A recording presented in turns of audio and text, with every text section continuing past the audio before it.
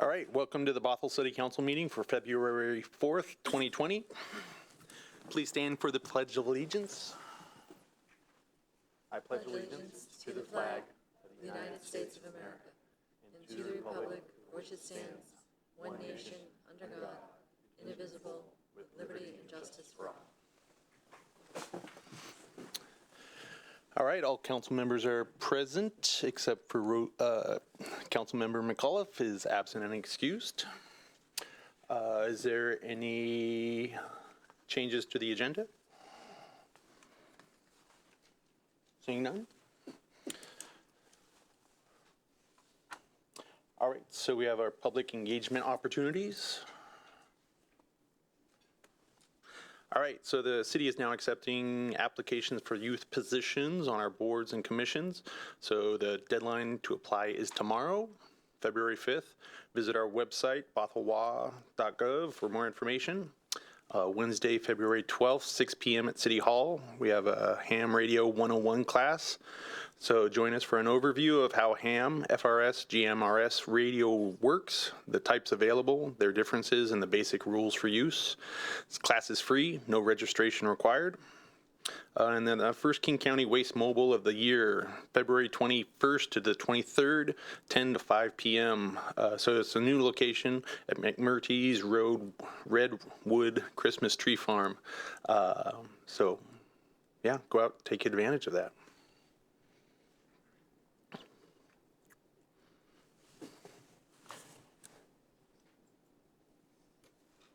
All right, so it looks like we have our staff briefing for the emergency management program with Jennifer Warmke, I believe.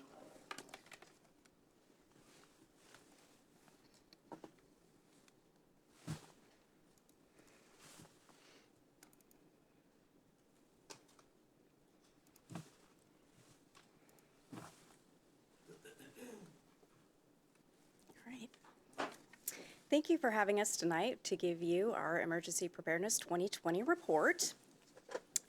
So better than PowerPoint, which we're all used to seeing a lot of, we have our team here tonight in front of you. So I'm Jennifer Warmke. I'm the Emergency Preparedness Manager for the city. My main duties include the day-to-day operations of all things emergency management. That includes maintaining and managing all the required federal, state, and local plans, making sure that city staff is prepared, trained, and ready and able to respond in the event of an emergency. And I also organize exercises and drills. But the day-to-day operations are just one piece of the puzzle, and there's a lot more to our division, which leads me to our outstanding team. So Tricia Parker, Tricia, if you would stand. Tricia is our Community Emergency Preparedness Coordinator. Tricia works part-time. Her primary focus is on community outreach, our Community Emergency Response Team program, and our ham radio operator program. Danielle Stevens. Danielle is a grant-funded volunteer serving with Washington Service Corps and AmeriCorps. She is currently partway through her one-year term, ending on August 21st of this year. She's volunteering with us as a community resilience coordinator and is helping us with community mapping, which involves identifying businesses, organizations, communities, and vulnerable populations in our city and compiling them into a regional map with contacts for emergency purposes. Danielle is also involved in our community outreach efforts. So our vision is to have individuals, neighborhoods, businesses, and government entities working together to create a collaborative community that is disaster aware and disaster prepared. In order to accomplish this vision, we do many things. Some of our key preparedness activities include focusing on continued staff training by holding monthly training sessions and holding regular exercises that practice and test our team in our Emergency Coordination Center. We also actively team with other jurisdictions, volunteer organizations, and the private sector in order to support effective emergency response, mitigate further hazards, and assist in recovery. And we also conduct a variety of public outreach campaigns. So our division has some exciting things planned for 2020, and we wanted to share those things with you. One of the first things that we are going to implement is a badging and credentialing system for this city. This system is funded by the Emergency Management Performance Grant, and it will provide the city with a way to credential and badge employees, resulting in improved accountability and tracking of resources, time, and finances. Additionally, we'll implement a rapid take system, which is used to track registered volunteers and unregistered volunteers in the city in the event of an emergency. In September of this year, something that I'm really excited about, we are hosting an integrated emergency management course.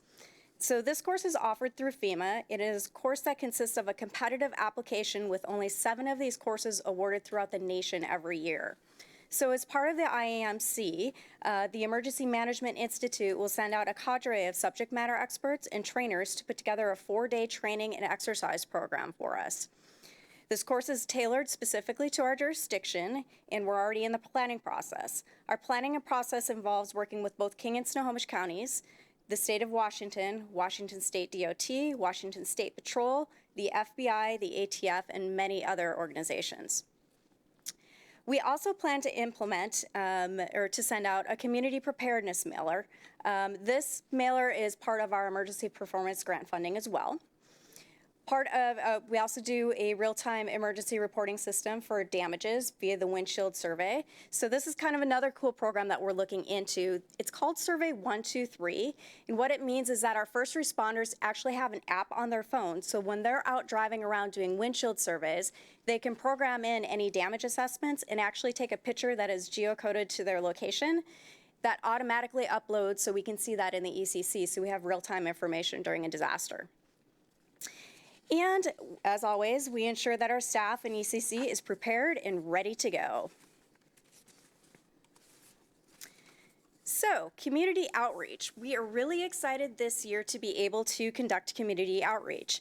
The reason for this is because of our grant-funded position with Danielle, and also through some staffing changes that we've had, so we have Tricia coming into our division as well. So some of our events for 2020 include Ham 101, which you guys already talked about, Map Your Complex. Map Your Complex is an offshoot of the Map Your Neighborhood program, but this is specifically targeted to our multifamily residences. Build a Kit Light. This program is designed for our elderly population, and it's going to educate them about disaster preparedness and how to put together a disaster kit that is good for them. CERT, which is our Community Emergency Response Training. This is actually a 7-week course teaching community members about disaster preparedness and giving them the tools and skills that they can use in the event of a disaster. Fire Extinguisher 101 is a new program that we're offering in conjunction with the fire department, and it's going to educate the public on the use of fire extinguishers and give them actually some hands-on skills to actually put a real fire out. Lights Out with PSE is another new program that we're implementing this year, and it's educating the public about what happens when the lights go out and how power restoration works. CERT Light is a continuing education day. Participants can put their skills to test to see how much they learned during our CERT course and what they retained, and kind of just get together with more CERT people and practice. Our Ham Technician and Training course is going to be a 4-week technician training course, and the 5th week will be an opportunity to take the licensure test. So that will get opened up to more people than just who took the course. So it could be a rather big testing event, but it has to be a proctored exam in order to get licensed. And then one of our last big community drills will be the Great Shakeout of 2020. And as all of our staff know, every year on October 15th at 10:15, we do our drop, cover, hold drill. We practice building evacuations, and we have some fun events that usually go along with that. And then we'll also have preparedness outreach booths. We'll have them at Sustainamania. We'll have them at all of the kids' concerts and at a couple of the Music in the Park states. So with that, I am done with my staff briefing, and again, thank you for your time, and we are happy to entertain any questions that you may have for us. Anyone have questions? Councilmember Dewar. Thank you, Mayor. Thank you for the presentation. I was curious, the CERT training, you said it's 7 weeks. How frequently do they meet, and is there a cost? There is no cost for the class. We actually do get grant funding to put the class on. It is from 6 to 9 p.m. I believe it's every Wednesday? Yeah, every Wednesday. Great, thanks so much. You bet. Deputy Mayor Zorns? Ham radio. There's a class that's coming up next week, or is Yeah, it on next Wednesday. week? Is that a series? Because I know very little about it. I've just had friends who are into it, who are like, this is really important. You should. Sure. Yeah. So- Well, actually, I'll let Tricia speak about that if you want to. It would be nice to have a little more information Yeah. and encourage people to dig deeper on it. That would be great. Thank you. Hi. The class that's coming up this next week is simply an introduction. We'll go over the FRS radios, GMRS, and ham, a little bit of the different styles that are out there, the legal requirements behind their use, what you can do to acquire them, how they work, when they're the best choice, and we'll also touch on how you can get a ham radio license to be able to use those. And then in the fall, when we have our ham licensing class, that will be an opportunity for anyone who is interested and has no experience to be able to take that class series and then the exam test and get the first level license for ham radio at that point, if they're interested. Thank you. I hope there's a good turnout and interest in it. Me too. Thanks. All right, thank you very much. Thank you. City Manager, do we have no report? Council committee reports? Anyone have? Councilmember McNeil? Thank you, Mayor. Just have a couple updates. The SCA board had a retreat last week, a very long retreat, I might add. It was an all-day event. But we discussed many, many things, including past goals and workshops and things that we wanted to work on for 2020.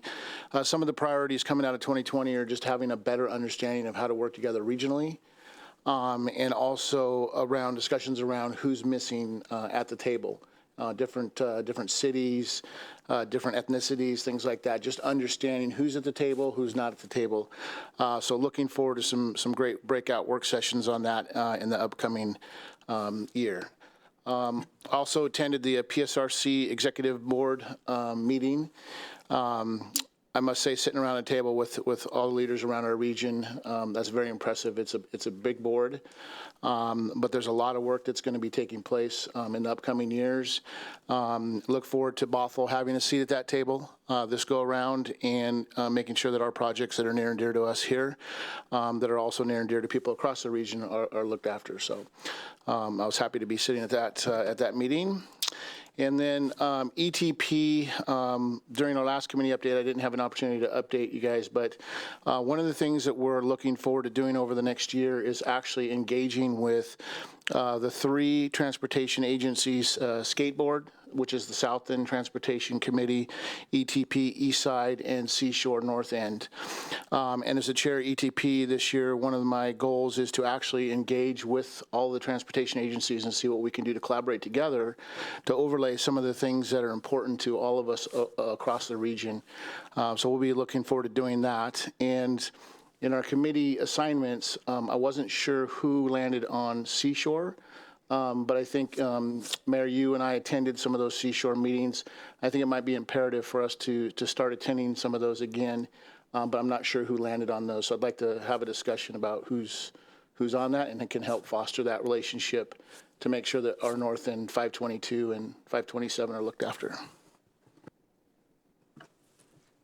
All right, thank you. Anyone else with committee reports? All right. I guess we're on to visitor comments now. Looks like we have 2. So each person addressing the council will give his or her name in an audible tone of voice for the record, and unless the council grants further time, shall limit the address to 3 minutes. No person other than the council and the person having the floor will be permitted to enter into any discussion, either directly or through a member of the council without the permission of the mayor. So I have Brad Peastrup first. Good evening. My name is Brad Peistrup. I currently sit on the City of Bothell Planning Commission. We've got a very unique situation approaching us, which we're very concerned about, which is the Canyon Park area. There's many projects going on, as you know. It's considered a regional growth center for us here in the city. One of the senior planners is planning a retirement middle of the year. And are you guys in possession of the letter that we had sent? I don't know if you read it or not, but Mr. Blackburn is retiring this year, and he brings or takes with him now a wealth of knowledge and expertise that we have relied on as well to guide and recommend to you guys the right decisions we think for our city, not just the growth of the Canyon Park area, but traffic, transportation mitigation, and public infrastructure projects that go along with those. So what the letter is basically asking is if funds are available to bring somebody on board sooner rather than later, so that transfer of knowledge can be done while the time he's still here, because once he's here, we should take advantage of that. Once he's gone, I think you're going to lose a lot. So I'm here on the behalf of the commission. Chair Vliet, myself, constructed this letter, so I just want to bring it to your attention. So thank you for your time. Thank you. Then next up, we have Catherine Padani.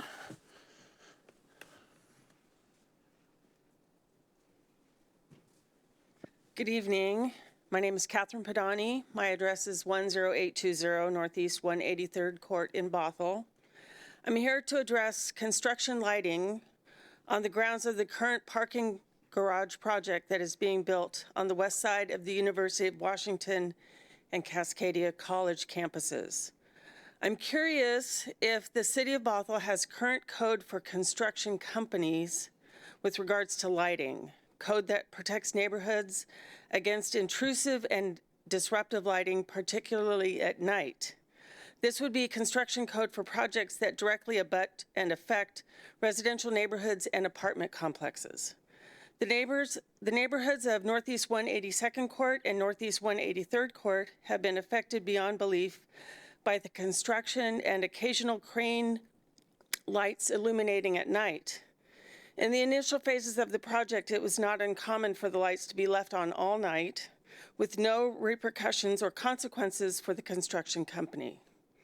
The worst nights are Fridays because this means the lights are left on over the weekend.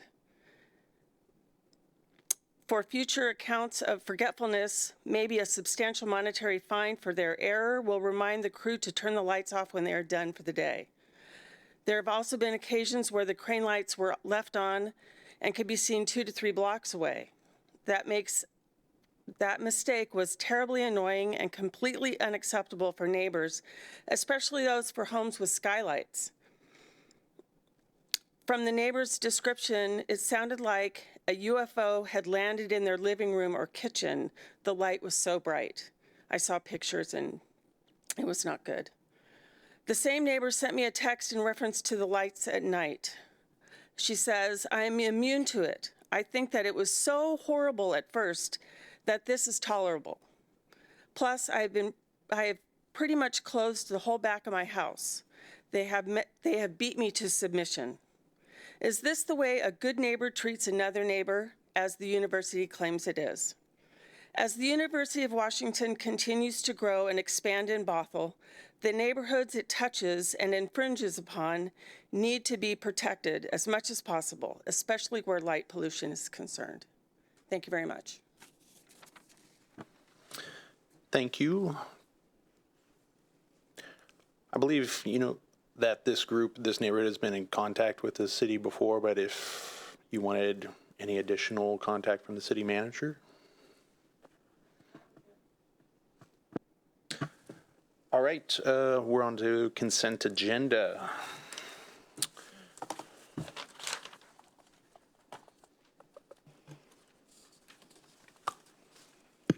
I move we pass the consent agenda. Second. All right, we have a motion by Councilmember Dewar, a second by Councilmember Thompson. And any discussion? Seeing none, place your vote.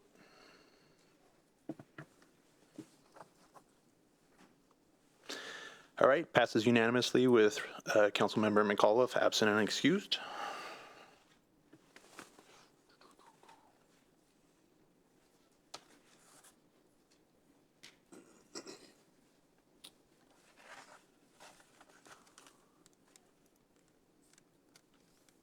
All right, let's see. All right, we are on to AB 20-014, resolution, the 2020 Parks, Recreation, and Open Space, the pros plan. Good evening, Mayor and Council. I'm Tracy Prokowski. I'm with the Parks and Recreation Department, here to discuss with you this evening the adoption of a resolution for our 2020 Parks and Recreation Open Space Plan. And unable to operate a simple PowerPoint this evening. Let's hope the rest of this goes better.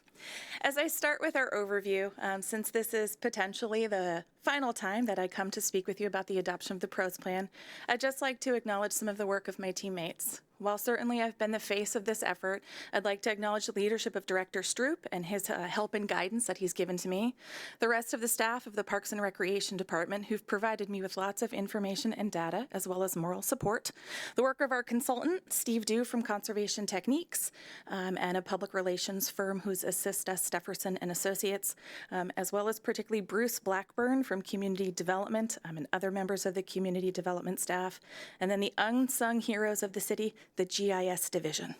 It takes a village to work on a PROS plan, and I just wanted to take that opportunity to recognize the hard work of everyone involved in this. And really, I'm just struggling with the presentation tonight. Okay, so what is a PROS plan, right? We've talked about this before. This is a 6-year guide and strategic plan for managing and enhancing all of our parks, open space, trails, and recreation opportunities for the city.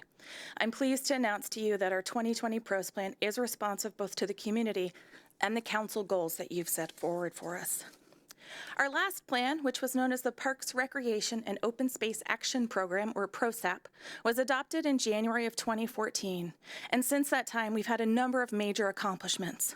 Foremost, the Parks and Recreation Department was formed in 2015. We've also acquired the former Wayne Golf Course and the North Creek Forest.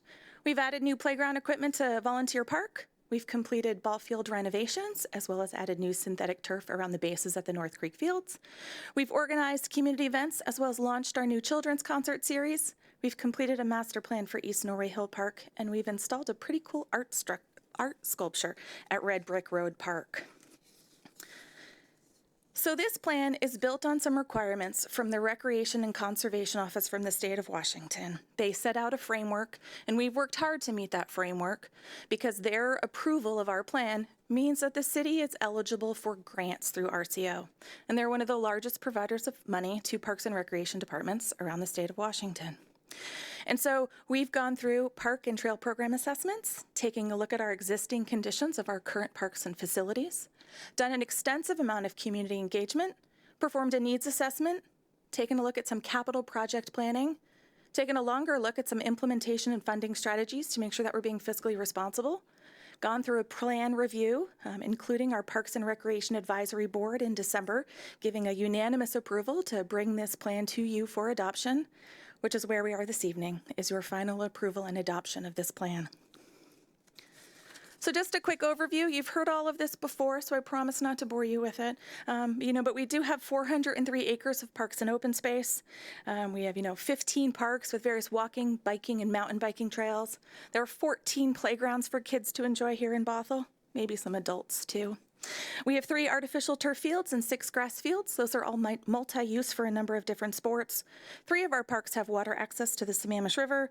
We've got an outdoor amphitheater, as well as 2 rental facilities for individuals.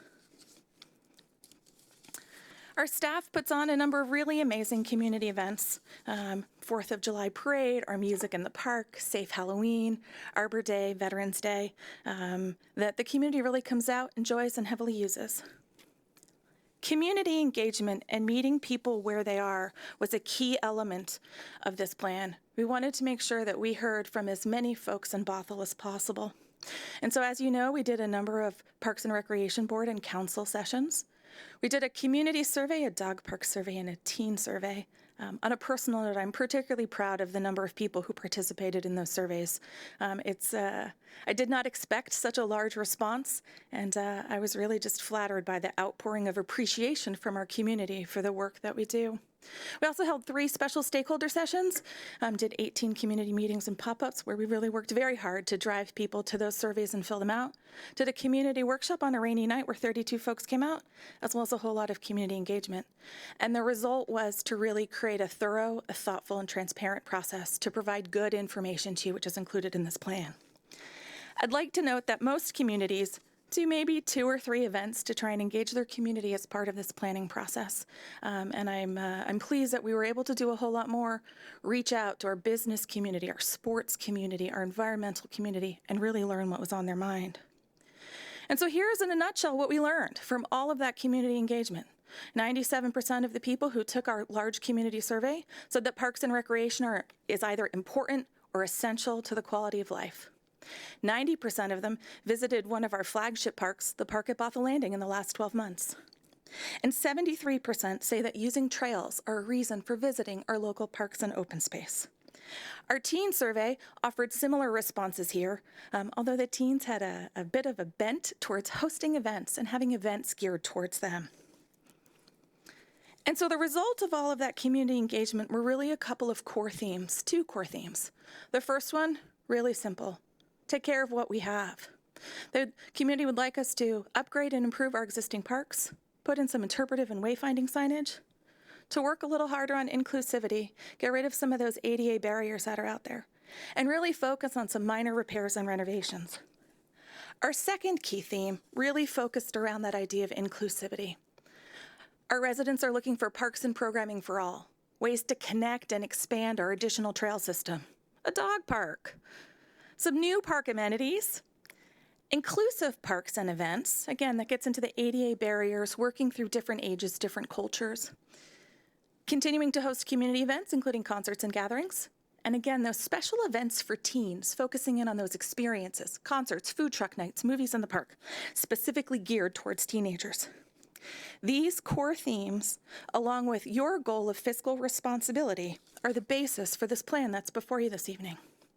And so the plan, as indicated, creates a vision for innovative, inclusive, interconnected systems of parks, trails, and open spaces that promotes recreation, health, environmental conservation, and fiscal responsibility as integral elements of a thriving and livable Bothell. This plan that's before you tonight for adoption will provide a blueprint for the growth, enhancement, and management of Bothell's park and recreation system. As such, let me talk to you about our plan goals. By the way, this picture is from North Creek Forest, and I'd love to know how a tree grows that way. So in order to create and update our goals, we took a look at that community input, those core themes that I talked about, the feedback we received from the Parks and Recreation Board, the feedback that we received from you as part of study sessions, as well as other key documents that already exist in the city, the Imagine Bothell Comprehensive Plan, the Shoreline Management Plan, the Canyon Park Visioning Plan, just to name a few. And so here's what they are. To provide an inclusive, diversified system of parks, trails, and open spaces that deliver a variety of active and passive recreational opportunities that maintains the high quality of life for residents and reflect the community's changing needs. To develop a network of shared use trails and bicycle pedestrian corridors to enable connectivity between the parks, neighborhoods, commercial areas, and other destinations. To facilitate and promote a range of recreational and special event opportunities for the community. To maintain and operate a modern park system that provides a high level of user comfort, safety, and aesthetic quality, and protects our capital investments. To pursue and maintain effective partnerships and provide volunteer opportunities to support the parks and recreation system. And last but not least, to provide leadership and fiscal responsibility in the management of the parks, recreation, and open space system. So what we do as part of plan development is we take these goals and we move them towards capital planning. And the capital projects that are proposed here, I want to stress, are for planning purposes only. Funds still need to be budgeted as part of our operating or our capital facilities plan process in order to make the projects that are listed here a reality. And how we got to this point was we took a needs assessment, took a look at safety and maintenance, projects that were recommended by the community, by yourself, put them through a scoring system, looking at a number of different factors, but most prominently, given our focus on fiscal responsibility, which projects might lend themselves to alternative sources of funding, such as grant applications. We also took a look at whether or not there was a safety issue, what our geographic need is, and sort of what the density is. And so you've seen actually a full list of these projects as part of your study session back in November. I'm just going to highlight a few. We've proposed a number of safety and maintenance projects through 2025, so over the next 5 years, such as field repairs, turf replacement, ADA improvements, etc. Moving forward into what we're calling near-term projects, and again, that's really looking at the next 5 years, even 6 years, as we move into our next capital facilities plan process. That's how long that plan lasts. And so some of the highlights there are a permanent dog park, as well as ADA improvements, signage, and some proposed canopies. Moving beyond that, beyond 2025 into 2026 and further, these are longer term projects. And here we're moving into some of our more expensive projects as we take a look at potential land acquisition, as well as taking a look at some of the park gaps in the city and thinking about some additional trail work and planning. So you'll see a number of proposed potential park locations, some additional multi-sport courts, as well as some trails and some site restoration. Then we move into those projects that we're calling future projects. These are really large ticket projects. If we were just to put a general number on them, it's at least $47 million, but they would need a lot of fleshing out to actually get to what that final number is. And I just want to be clear here that when I say alternative funding source, grants may fund a small portion of this, but we're really talking about some kind of voter-approved measure or additional taxation and be able to take on and work on some of these projects here. So I know you're thinking, after all of this hard work and listening to me talk for nearly a year and explain to you different things about the Parks and Recreation departments, how are we going to use this plan? It's my hope that the plan that we've created does more than sit on a shelf. And so one of the ways that we use this plan is to look at our various levels of service. In other words, how many park acres do we have per 1,000 population in the city? And so one of the things you'll see here, and as you know, I love facts and figures, is when we look at city-owned parks right now, and this is city land and population within city limits, so this is excluding our urban growth area. We currently are basically on track to have 3.2 acres per 1,000 in population. We're short 2.43 acres right now. If we include privately owned lands by HOAs, we're exceeding our level of service by nearly 5 acres. Looking ahead 10 years from now into 2030, you'll see that looking at city-owned lands alone, we're going to be short about 34 acres. And if we include those potential HOA lands, we'll be short by about 26.5 acres. This is something that we will be talking about in 6 years when we do an update to the next PROS plan, whether or not we want to maintain these existing levels of service or whether or not we might want to adjust them because land is so expensive, land may not be available. And this level of service is something that's chosen by the city, right? We're not striving towards an NRPA goal, a National Recreation and Parks Association goal. We're not striving towards a state of Washington goal. This is something that the city has chosen to determine its level of service for parks for its residents. Just want to go back and say that I'm talking here about parks and not open space, which is why when you look up at that screen, you'll see that it's about 148 acres of land. So other ways that we may use this plan once it's adopted is to help select projects for our capital facilities plan and other planning and budgetary processes. We also use it for anticipating projects for future grant applications and cycles. Due to that process, we're always looking 2 to potentially 4 years ahead for projects that we're going to be applying for grants for and hopefully winning, as well as taking a look at there are some areas for additional analysis and community input. Right? As we think about inclusivity and we want to maybe do an inclusive playground, it's an area where we need to learn more from the community in terms of what they want. So that takes us to where we are right now, which is our next steps. So my staff recommendation to you this evening is to approve the resolution which adopts the 2020 Parks, Recreation, and Open Space Plan. I would like to say that there was a date error in the resolution that was included in your packet. Should you approve this resolution tonight, the Deputy City Clerk was kind enough to fix the error and have a proper one available for the mayor to sign. There are also a few typos still in the document, and so we'll be fixing those as well. It's important that this is adopted for us before March 2nd. That's when we have to submit it to RCO to maintain our grant eligibility. And then Parks and Recreation staff will be working with community development staff through the course of this year to incorporate our PROS plan into our Imagine Bothell comprehensive plan in order to update our Parks and Recreation element. And so with that, Steve and I are available for your questions. Councilmember Dewar. Thank you, Mayor. Fabulous presentation, as always, Tracy. Couple questions. So you mentioned that the acreage per resident was a Bothell set. What are the state and national recommendations? How do we fall? I don't know. Steve, do you know? Good evening, Mayor, members of council. Again, for the record, my name is Steve Dew, Conservation Techniques. To answer your question, there are no definitive standards at the state or national level. There used to be guidelines proposed by the National Park and Recreation Association, which targeted around 10 acres per thousand for a community, but they have been put to the side about 15 years ago. So it's really up to the local community to define its own levels of service and standards. Great, thank you so much. And then we approved, I guess it's interlocal with King County over the King County levy in our consent agenda tonight. And I'm curious how that will impact our PROS plan, or if we've put thought into that, and when, if we haven't, when we might see how that impacts our PROS plan.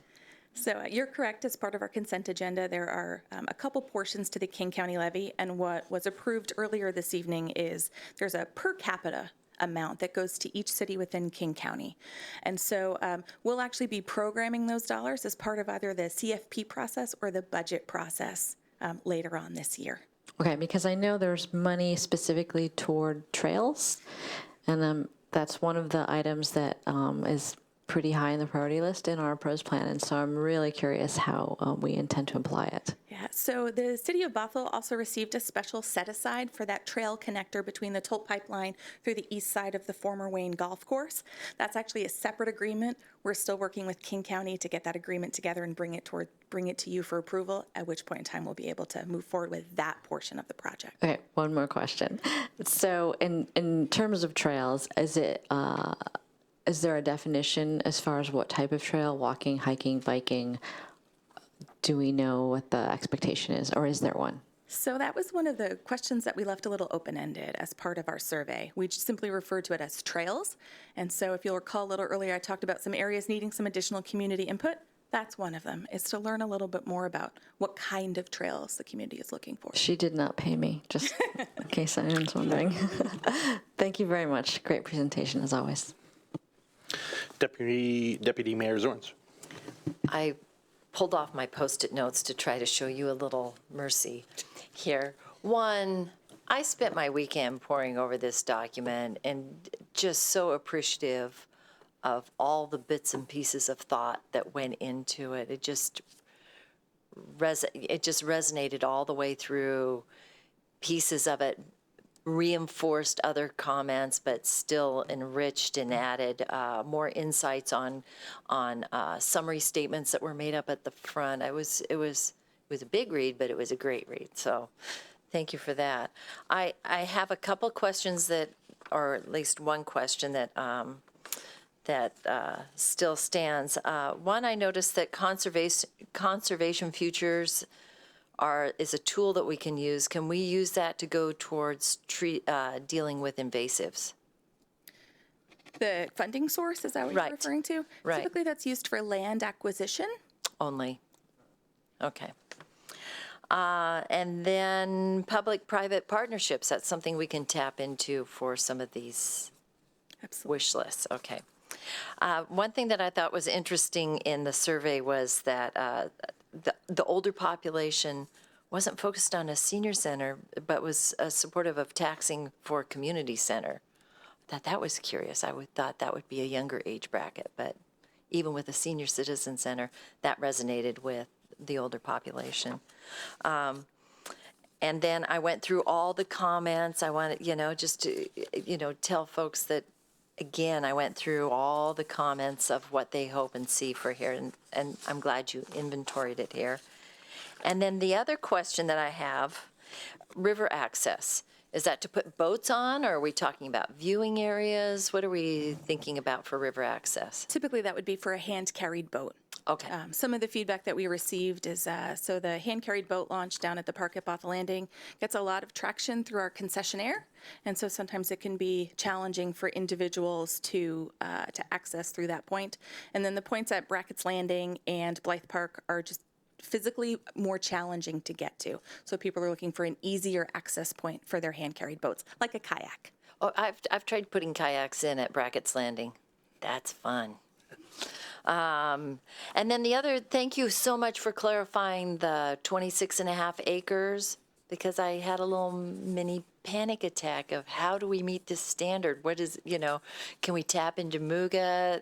Is that down the road? So I'm glad that I can just pull back from that panic button, that there's some flexibility with it, and no one has, I was going to say a gun put to our head, but that just was, nobody has their thumb in their back that we have to meet a certain standard. Yes. So thank you for elaborating on that. And that's all I have. Councilmember McNeil. Thank you, Mayor. Thank you for the presentation. Obviously, parks are near and dear to me. And throughout our community, that's what we hear the most about is our parks and open space and sense of community. So I'm extremely happy with the fact that we had as many people engaged in this process within our community to get the opportunity to hear from them. The thing that I'm interested in is knowing how we pay for this. Obviously, we don't have the budget to pay for these wonderful things that we need to have, and these wonderful things that we need to maintain. And so the public-private partnership piece to me is important. And can you explain a little bit about how we ensure that we can get those public-private partnerships and who they really would be? Because I think the community has a sense that we're just all of a sudden going to have all this money to do all these wonderful things, but without people coming forward, the county, the state, through a grant process, and even when we have those grant processes, we might not have the funds to match those grants. Thank you, Councilmember. It's an excellent question. That's something that staff has to work hard on identifying who those partners are and being able to learn how we can give and take on both sides. And so that isn't something that we've explored greatly up to this point, but something that we know we have to work on moving forward over the next 6 years. Yeah, so it sounds like it takes a lot of resources to get there as well. It a lot does. of staff And you have time. to come up with a partnership that works for both sides. Okay, and a lot of staff time to get there. One of the past PROS plans, there was a planning around a East Norway Hill Park. And that one resonates with me because that's a project that when I first heard, I was like excited about it, but yet that project hasn't moved forward. Is there a reason why that project hasn't moved forward? So we completed the master plan for East Norway Hill probably 2 years or so ago, and it is included in our current capital facilities plan, looking out a ways. So it's the final 2 years, which I think are 24, 25. I'm looking over the finance director for a nod. Yes, thank you.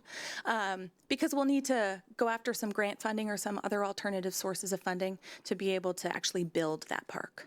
Yeah, so it sounds like even though we put these plans out and master plan things, they take time to get there. Yes, sir. And one of the things that interesting I'm hearing regionally is that how we plan for our open space parks, things like that, with the growth that we're taking on now regionally, and making sure, and you put up a slide there that said 2020 to 2030 and 10 years from now, what that's going to look like. It's interesting to see that growth and what we're going to need and where we're going to find it, because land's not getting any cheaper. So I just wanted to close by saying that I appreciate all the hard work that you put into this. I have the opportunity to serve youth sports, and I'm part of a lacrosse program. And when we say that we need fields for our kids to go out and play and recreate in active space, we talk about lacrosse as a program. When lacrosse is on the fields, it takes away from soccer. When soccer's on the field, it takes away from football. When football's on the field, it takes away from baseball. And so I know we work really hard, and I'm really proud of where we are in Bothell right now with the fields that we have.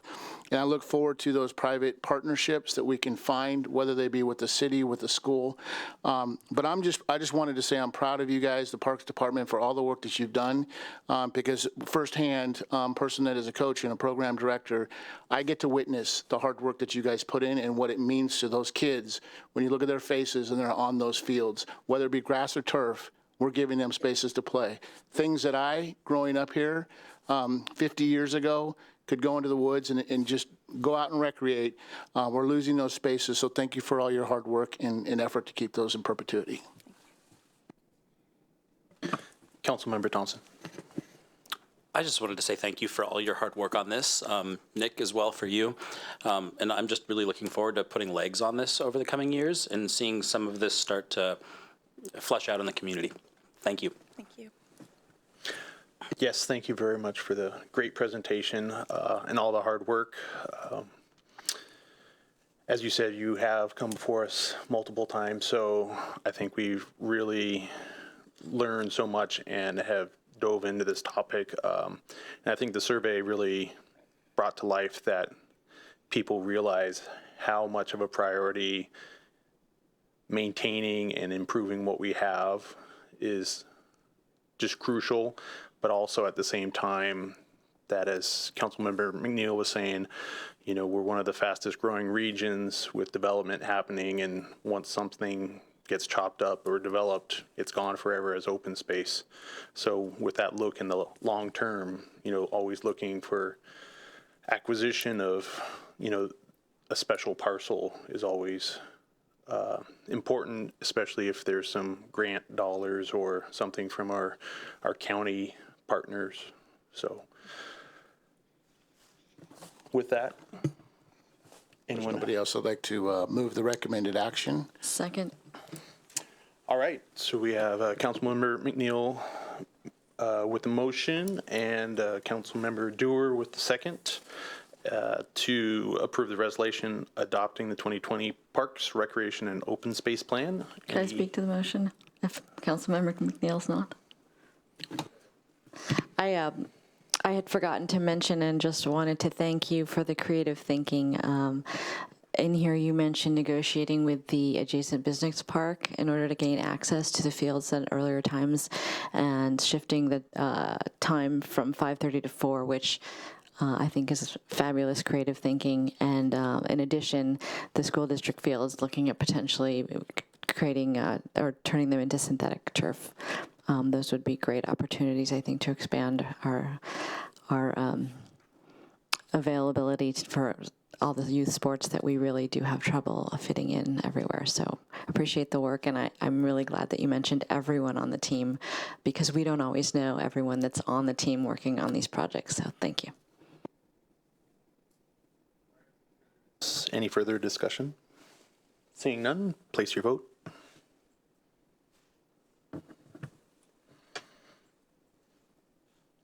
And passes unanimously with Councilmember McAuliffe absent and excused. Great, awesome. So on to AB 20-015, consideration of suspending the rules of recording for board and commission interviews.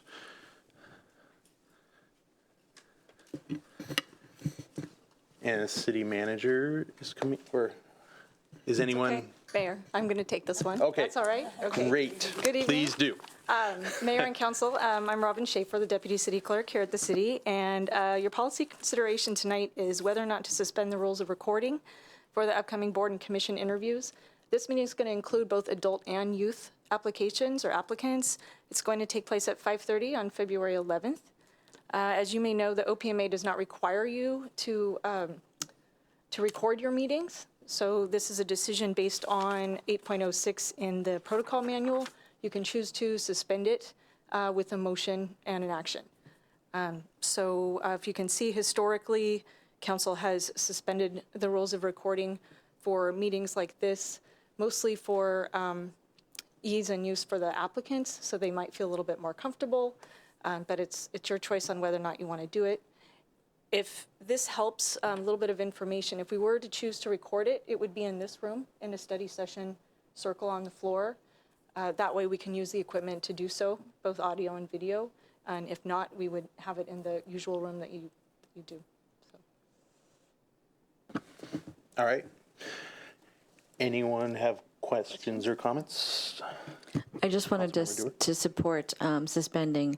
I know when I interviewed for a board, I was so nervous, and I think not everyone that interviews is comfortable even being there, and they're kind of in awe. And we, sometimes ask some tough questions, and I think it's more important for people to feel comfortable coming to us and, throwing their hat in the ring than it is for us to record.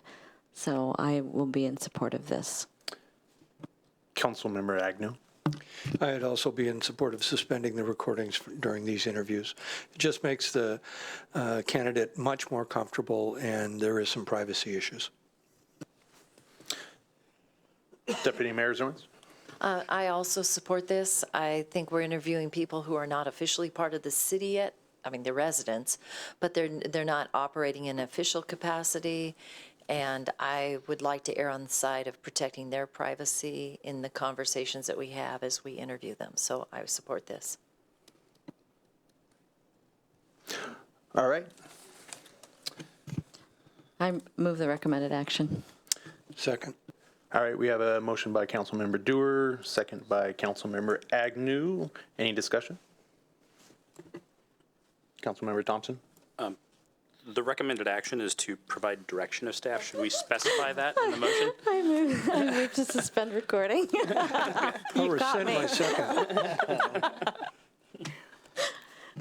Okay. Will someone second my amended motion, please?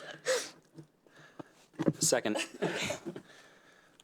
All right, so we have a second on the amended motion by Councilmember Dewar and a second by Councilmember Thompson to move to suspend recording. All in favor? Or place your votes.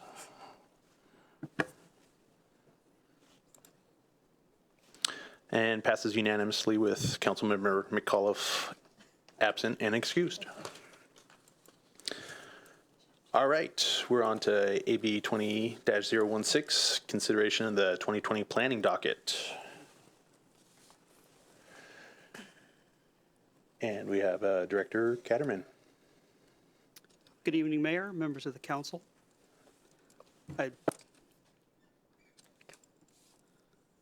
always love the fact that I get to follow the Parks Department and with all of their wonderful pictures and all of the fun stuff that they do. And as everyone knows, my topic is usually boring, but also important. So thank you for your time this evening. This is the annual presentation when we come to you with our docket for the year. These are items that have been brought to the attention of the city either through either state requirements or legislation, private requests, things that have been initiated by the council in the past, or just issues that have come up in the community. So what I want to do this evening, since I can't do as fun and a flashy a presentation as Tracy did, at least I'll try to keep it brief and give you enough information. And then we have some specific questions we're going to be asking you at the end of this. So I'm going to give you a quick overview of the status of the 2019 docket so you know what we've gotten accomplished so far. Some of that carries forward. An overview of what we've proposed for the 2020 docket. And then we're looking for council direction on 3 specific items. Staffing options, as you heard earlier this evening, we do have some staffing changes coming up, and we've got some options of how we can address that.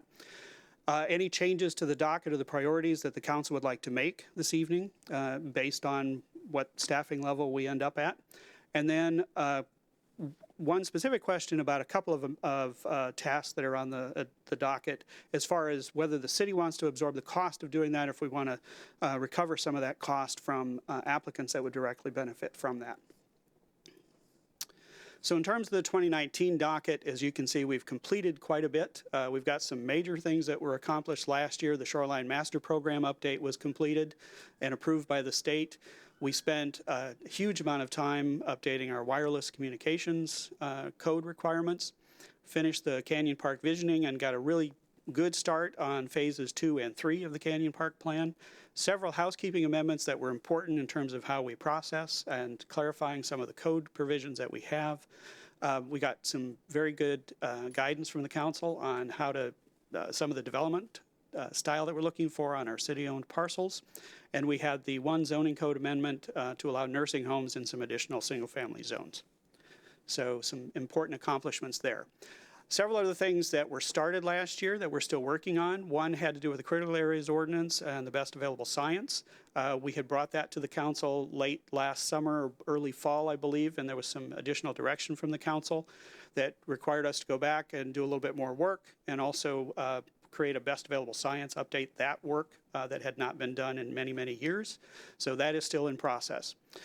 We have the comp plan and code amendments, the annual amendment cycle that we brought to you back in December regarding minimum development requirements for Canyon Park and North Creek, as well as incorporating the new fire stations into the capital facilities plan element. That is on hold still pending a SEPA appeal of our determination there. So that'll come back to you at some point. The buildable lands work got started last year. We'll continuing, and you'll see that in the docket. There's quite a bit of time and effort that needs to go into that this year. The Canyon Park plan, which you're well aware of.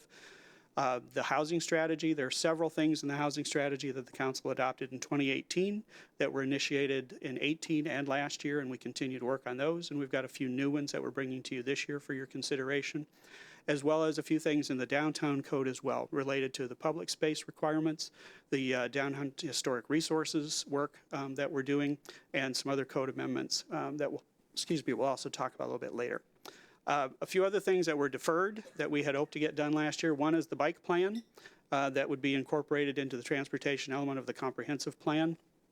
That was one where there are other things that came up. The Public Works Department, the Transportation Group, was not able to complete that, so we're planning on incorporating that this year.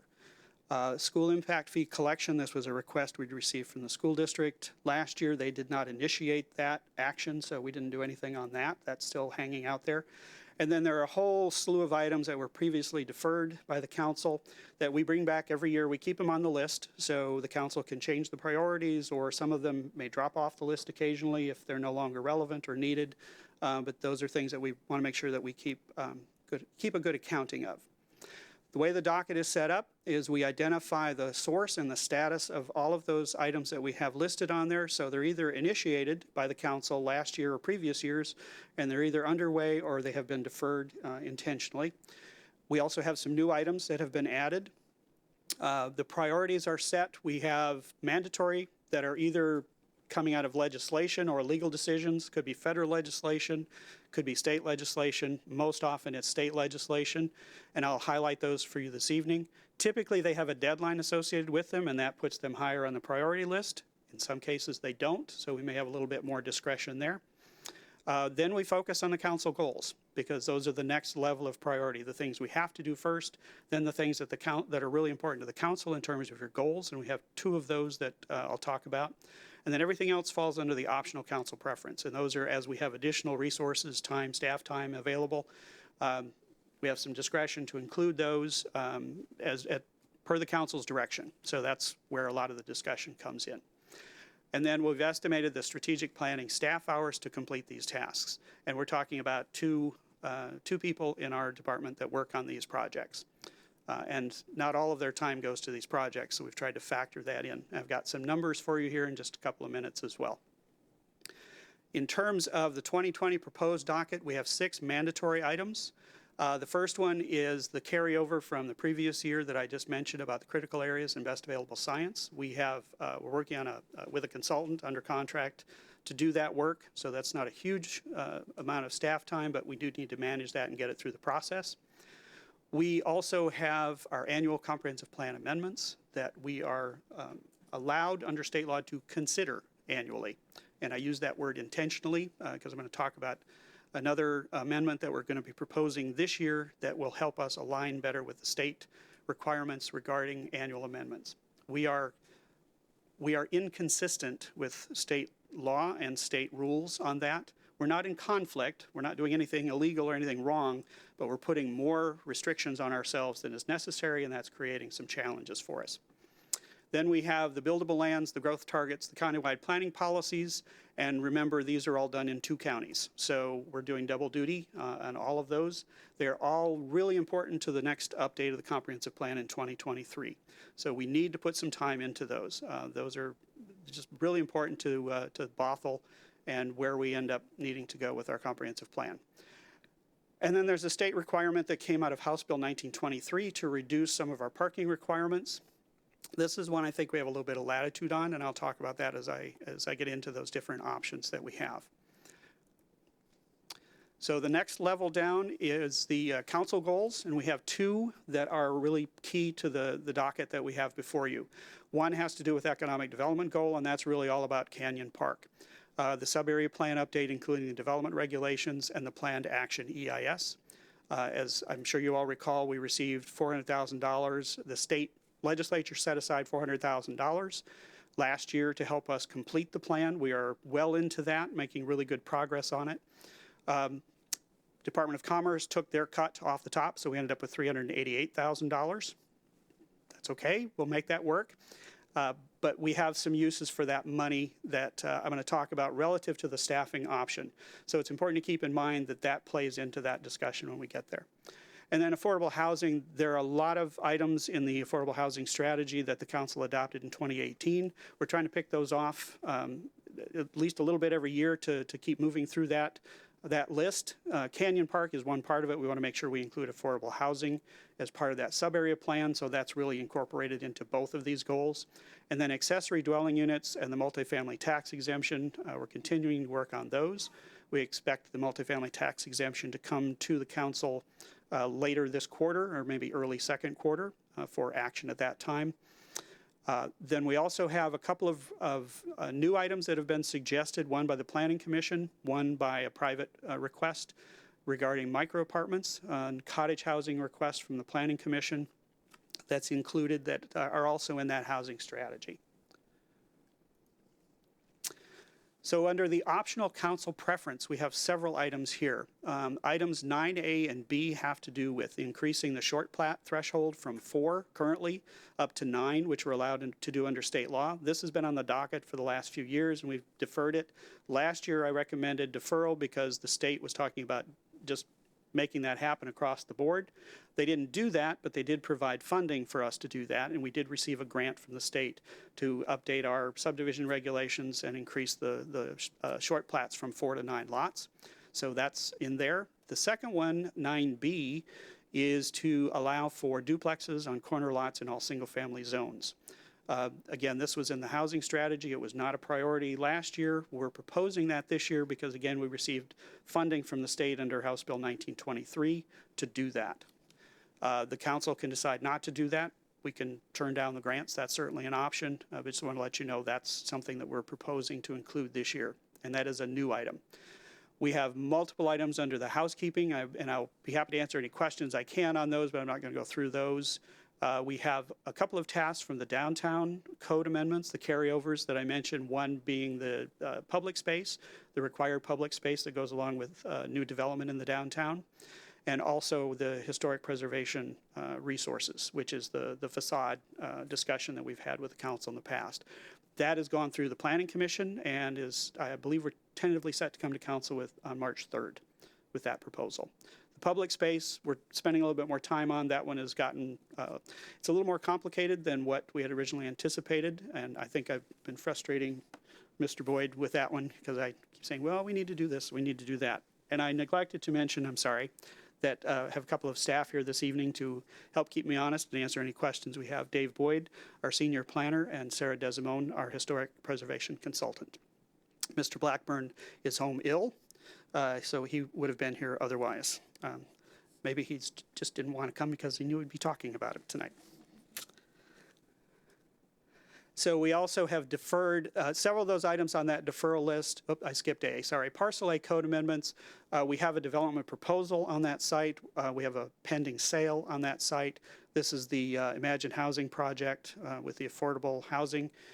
So there are some code amendments that we think are going to be necessary in order to make that work on that site because of some of the challenges with the site configuration and access and those types of things. So that's another item that's in our list to get done this year. And that's important for them to get some certainty so that they can pursue additional funding to do the project. Then several items that were deferred from last year, again, they're on the list. We are not proposing these at this point. One was the school district impact fees, the downtown planned action EIS we mentioned last year. We may be hitting the upper limit of what we can approve under that existing EIS. So in order to allow new development to come in under that, at a certain point, we're going to have to go back and revisit that and update it and add some additional capacity to it. We think we're okay through this year, probably a little bit into next year, but we think we can defer that one more year because there would be added expense to do that as well. And then several requests for comprehensive plan land use designation changes, which we're again recommending be deferred to the 23 update so we can do all that at one time. We also have a couple of new items that were recommended by the Planning Commission. We have some of the staff items primarily in the housekeeping list, and then the private requests I mentioned, the comp plan. So here are some numbers for you to consider. And what we're laying out from staff for you to consider are different options for addressing the staffing level. As you heard earlier this evening, Mr. Blackburn is planning to retire around the end of July. We have the funding from the state for Canyon Park that also runs out in June, the end of June, the end of that fiscal year. So we really need to use those monies by that time period. And we also need to get the plan done substantially by that period of time.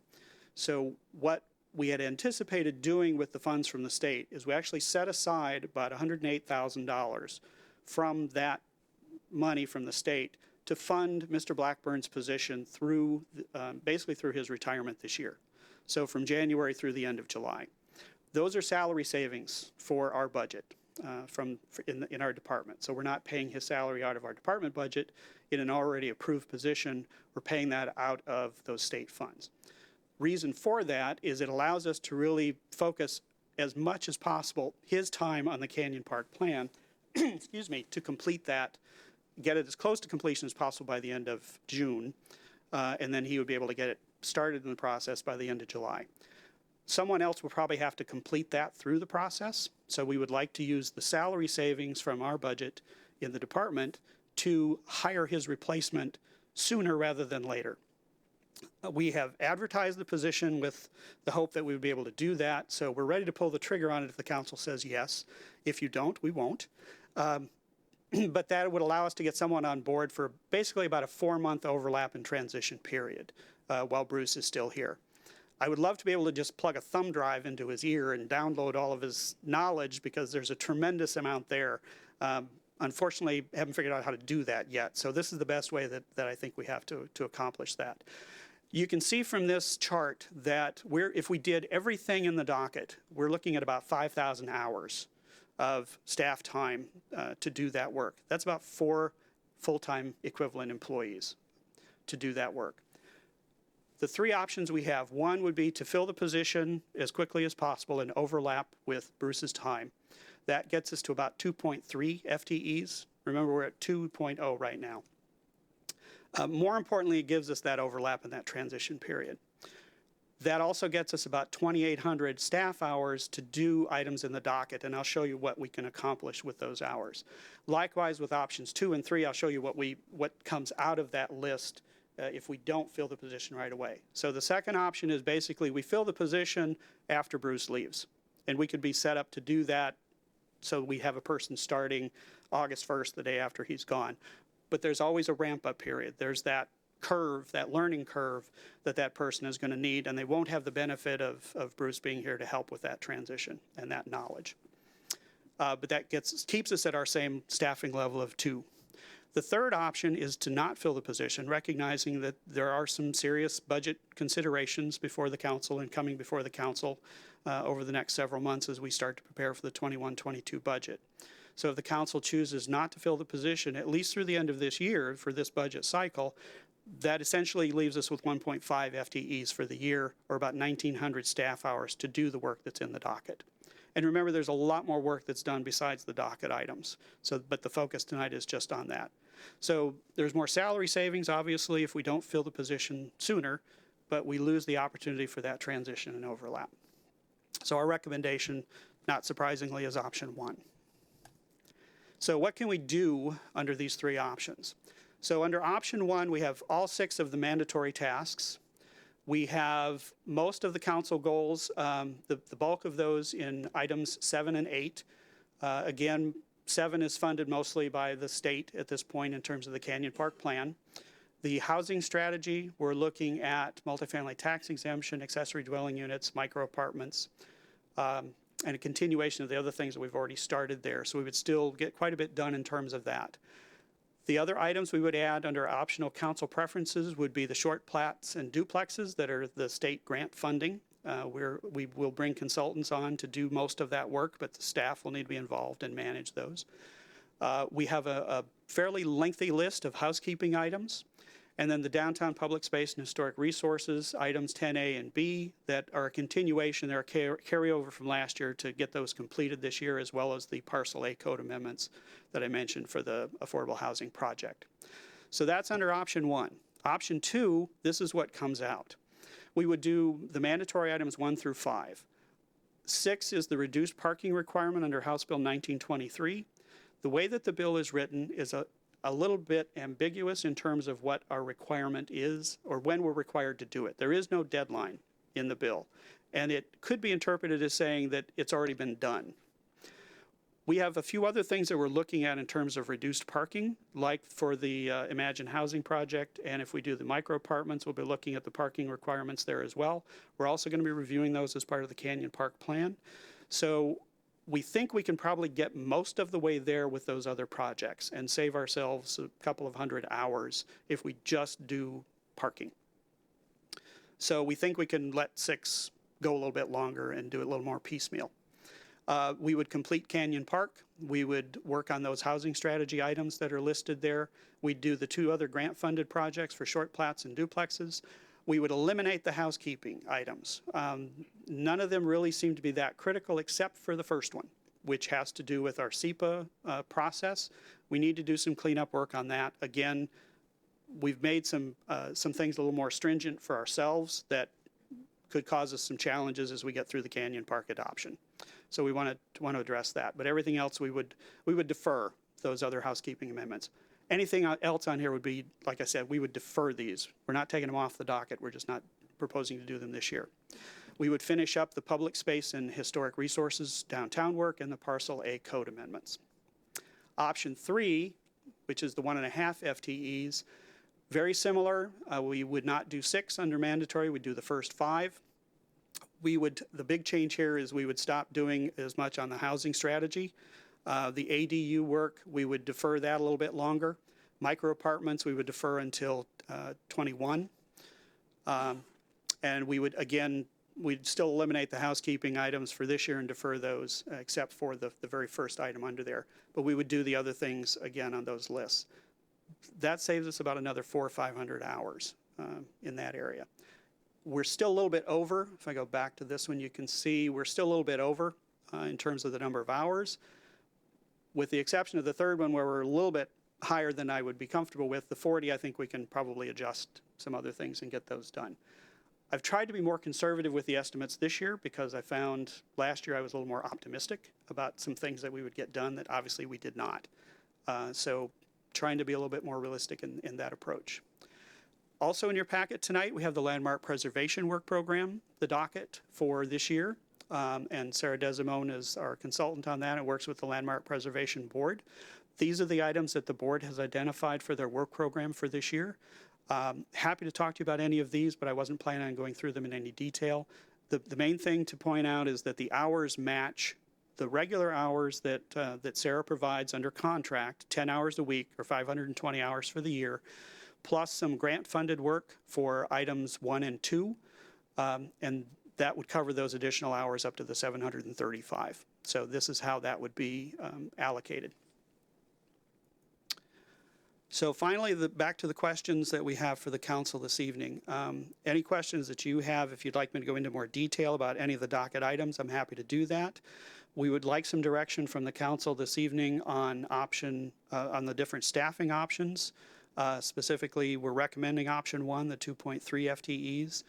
That will determine what we can do in terms of the docket. So then we can talk about any council changes to the docket if you want to make additions, deletions, changes in any of the priorities.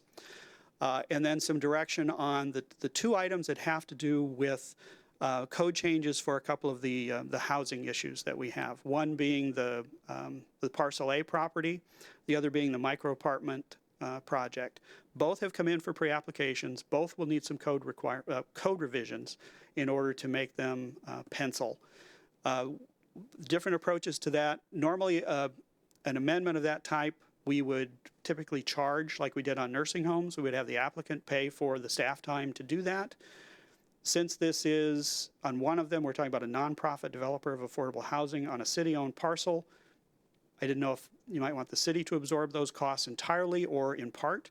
Likewise, the for-profit developer of the micro apartments, some of those will be affordable. They're very interested in the MFTE program and applying that to the project. It will also have citywide implications. It will contribute to affordable housing in some way, most likely. So staff is recommending that that council give us some direction in terms of doing a shared cost arrangement with those, and that would be negotiated with each of those applicants. And we may vary depending on whether it's nonprofit or for-profit, but that's the recommendation there, is that we do some sort of a shared cost arrangement if that's acceptable to the council. So with that, I would be happy to answer any questions that I can. Thank you for your presentation. Not quite It as was good as Tracy's, but not as great as pictures, but it was still very interesting. Educational, always. Any questions? Councilmember Dewar? Thank you, Mayor.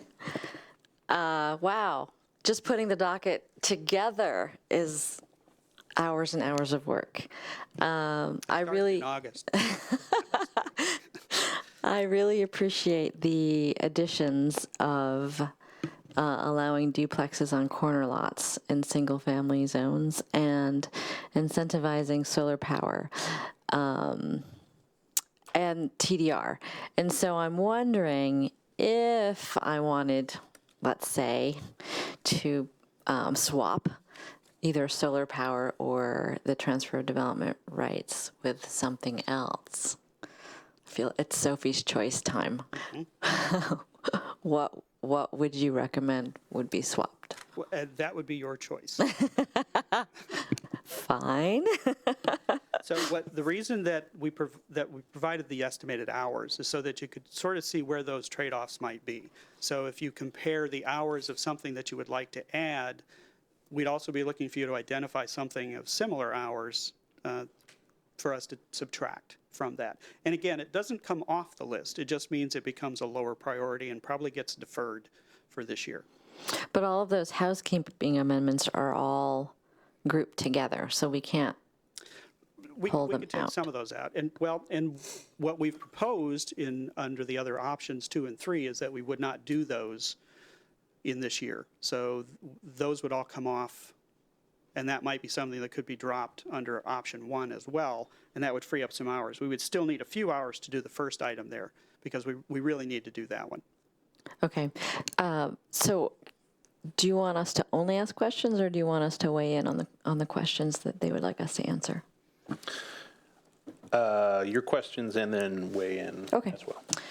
So if I had my druthers, we've talked about TDR for probably 4 years, and I would like to swap something for TDR, your choice, out of the housekeeping amendments. There aren't any hours associated with each line item, so I can't really say, but I feel like that's something that we've been kind of sitting on for some time and could potentially have a use in Kenyon Park and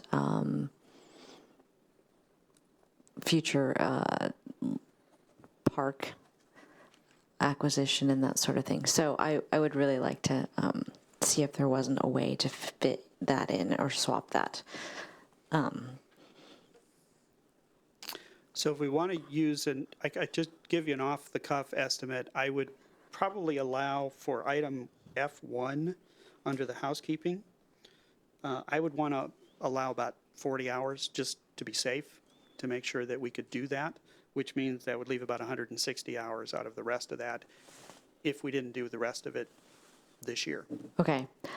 I really don't feel like I'm in a position to say which of those should come out.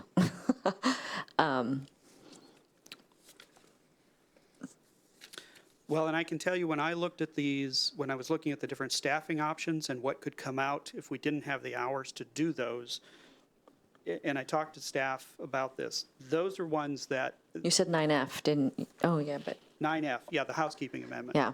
So those are ones that we felt we could defer a year. So from that standpoint, I would say if you're looking for some quote-unquote additional hours, that's probably the best bank that we would have available without impacting some of the other priorities that have been identified. Right, but I just wouldn't know whether I'd swap 2 or 3 or 4 or 5 or 6 for transfer development rights is what I'm saying, so. Understood, and I'm saying we probably just wouldn't do any of them. Oh, you wouldn't do any? Oh, okay. So the SEPA one is going to take 160 hours, or that's going to take 40? 40. Well, I'm only swapping out 40 Okay. if I take TDR out of 160. No? And if a majority agrees with that, we'd be happy to do that. Okay. I'm just saying, it doesn't feel like an even swap if it's 160 left after SEPA, and then TDR is only 40. That's all I'm trying to say. Understood. Okay. So a scenario would be if the council decides they want to make that switch, then we would go back and we would find, if there were no other changes, then we would say we would make You would figure that out. T a priority. Okay. We would not defer that. We'd use those 40 hours, and then we'd see what else we might still be able to do under housekeeping. Perfect. That works fine for me. So that would be my my only change that I would like to make.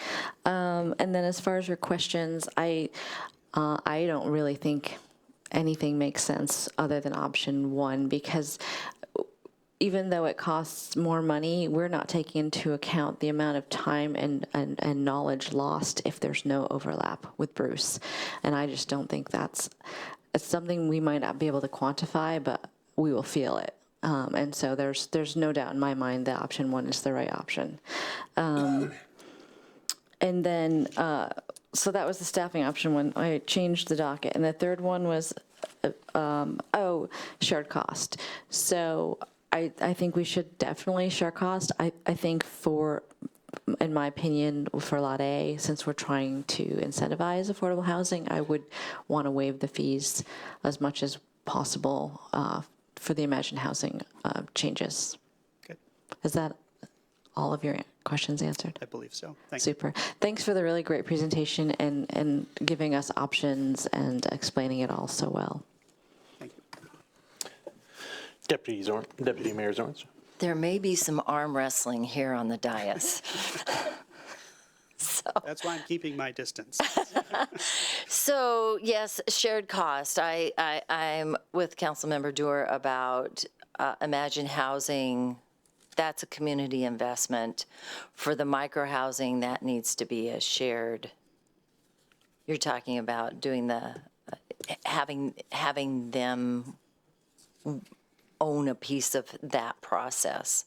And as much thought as, if you're talking about making it citywide, to me, that says you're going to have to do a lot of in context, how do we structure micro-housing? So I'm glad your brains are working on that, because mine would explode. Option 1, if we're not putting the city budget into great throes, it sounds like you were thinking and planning ahead on that with the grant for replacing Bruce, that you were planning and thinking ahead. Unless if staff has something else to recommend on that I don't see, that seems to make the most sense.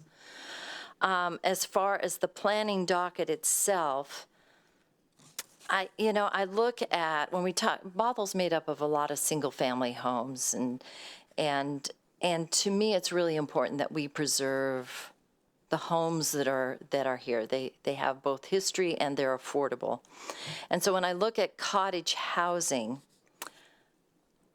questions go in my head of how is this different from clustering? How is this different from ADUs? Would we be allowing somebody to build a cottage house that wouldn't fall in the purview of an ADU on a larger lot? I kind of hate to be marginalizing that if that's something that we can get going on. Maybe not have decided in 2020, but at least get some groundwork going so that by the beginning of 2021, it's ready to roll. But can you enlighten me on cottage housing, on what sets it apart from ADUs and cluster housing? What's the thought behind that? So sometimes it's defined differently in different jurisdictions, but my understanding of cottage housing is usually it's a smaller floor plate for the housing, and they're usually clustered around a common courtyard or something along those lines, with a shared parking area, shared common areas, that type of thing. Not always the case. Sometimes they're larger. Sometimes they're just, larger homes, but they're still clustered around some sort of a common area. So it's a way to maximize the number of units on a smaller parcel, if you will. So cottage housing is not a standalone. Okay. Single Good. family. Okay, It's so not- that it's answers not that an part. ADU. Yeah. Okay, so how does how does our cluster housing not meet that? Because I thought when we put that together, it would allow for cottage kind of development. It may allow for that in some form. This is really talking about, I think, at a little bit higher density. So what we do under the clustering is we give a bonus for that, and it's usually for a set aside of some other property. It's a larger parcel typically, and we want to preserve maybe a forested area or a natural area or something like that. So we're essentially allowing them to cluster on the site to preserve more of that natural area. Right. This would be it's a different objective here. It's really about creating a more, a denser type of development in an existing developed area. Okay, so if I'm understanding you correctly, is that the way that we use that open space that happens in cottage housing is different than what would happen in cluster housing, so that you could actually put smaller cottage homes, or you could put more cottage homes in an area where we're not having to set aside land that's never used for anything, but it could be a courtyard. Correct. Okay. I'd say that's one of the main distinctions. Yeah. I love the idea of cottage housing, and I hate to see it be put on hold. And what you would swap out. Could you start planning and thinking about it where what didn't take up 200 hours in 2020? Could we get the ball rolling, or is it just shifting gears too much? It could certainly be initiated if the council would like to initiate it this year. I think it would be difficult for us to get through that this year. But we've done that in the past on other items where we'll get started when we can on it. It may not be until the fourth quarter, depending on how other projects are going. But if the council would like to initiate that this year, I would say we wouldn't get it done, most likely, but we could get started on it. Would we need 200 hours to initiate it, or could we use fewer hours to initiate it? Really depends on how soon we'd get started on it. So we probably wouldn't use the full 200, but again, we may not get to it this year either. Okay. Depends on where you also put it in the priority list. So it's not just about the hours, it's, where do you want to move it up on the priority list? That's a nice little piece to have in our city planning, so I hate to see it get put on the back burner too much. I'll let the rest of the council weigh in on that. So thank you. Thank you.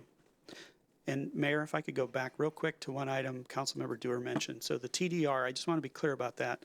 Mr. Boyd just pointed out we would need a consultant to do the TDR program. This is to initiate that effort, to really look into it some more and figure out what we would need to do to participate in those existing programs. The other thing I would mention is we are looking at the possibility of a TDR program in Canyon Park. That is part of the work program there. So we may be able to take that and apply it elsewhere as well. But I think we'll make some progress on it this year, but it's not necessarily put it in place. Just want to be clear about that. Thank you. Councilmember Thompson. Before I get going on the questions, I just want to echo what Deputy Mayor Zorn said. If there's a way that we could look at the cottage housing as soon as possible, I think that addresses one of the more immediate needs in the community, which is more affordable housing types. Again, it's a question of what goes where, and that's something we have to flesh out. In terms of staffing options, so we have budgeted money for Mr. Blackburn's salary that we have not spent because that was covered with a grant, correct? Correct. So we aren't necessarily asking for above and beyond what we had planned on. We're just looking to spend that to retain that institutional knowledge, correct? Correct. There's no change to the adopted budget to do this. It seems like it would be really difficult to measure the impact of the institutional knowledge that Mr. Blackburn has. But I really think it's a lot bigger than we could measure. I'd be in favor of option one. I don't think we can necessarily quantify exactly what we would be losing, but I think it would be more valuable than we might expect. So I just want to lend my support for option one as well. In terms of the cost for affordable housing amendments, I, in a way, feel that if somebody is using the MFTE, that they should then share in some of those costs because we're giving them quite a big deferral. But at the same time, I don't want to discourage people from using the MFTE. Is there a way we can balance that so it doesn't discourage the use, but perhaps since we are giving up that tax revenue in the future, we could share it with people or private for-profit developers that are doing that? So I'm not sure I completely followed the question. Let me take a run at it, though. So what we're talking about would be the cost of doing the amendment for the code change. And normally we would charge a per hourly cost to do that. So what we're proposing is that we figure out what we think that might be in terms of the time it would take to do that, particularly if we have to bring a consultant on. And if there's a consultant cost, we would ask them to bear that cost. And then we may ask them to bear some of the staff cost as well to do that. We're not asking the council to give us a certain percentage or anything tonight. I think that would be something we would negotiate with the developer, depending on whether they're for-profit, how big of a task it would be. As far as the MFTE, we won't know necessarily until they come in later if they're actually going to use that. And that's not tax revenue lost to the city in terms of the tax break that's given. And we can go further down that path if you want to, but it's not a tax reduction in terms of what we're going to be collecting already.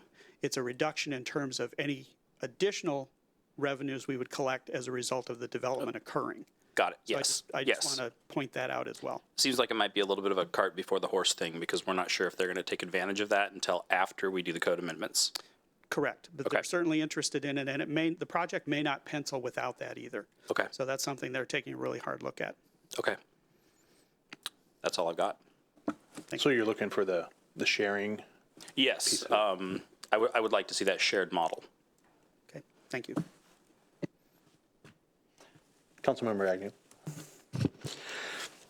Well, I don't have a whole lot of questions, and I like what you have so far. As far as staffing, option number one would be my suggestion. I'm not going to make a whole lot of changes to the docket because I think the docket has enough on its plate as it is. I agree that for the affordable housing amendment, we probably need to look at it as a shared, especially with Lot A, because we want to get them going as much as we can. And I love the idea of cottage housing. I think it's great, but I'm not going to pull one to pull the other, and I think it's already on there with option one if we use that. So thanks for the presentation. Keep up the good work. Thank you.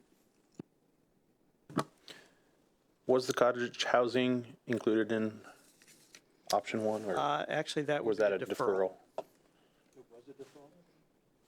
All right. Well, we're still not done with negotiations, so Councilmember McNeil. Thank you, Mayor. So I'm for the shared. I'm also for option number one. There's a lot of conversations around affordable housing regionally right now. There's a lot of different types of affordable housing, and affordable housing is a term that is affordable to whom and to whom you're supplying it to. So continue the work. I think there's a lot that we need to do. I applaud you for what you did with the wages and applying that to the state funds. I think we need to continue to do those and find those opportunities. Thank you. All right, I think we have some pretty clear direction on option 1 and the sharing of the amendment costs.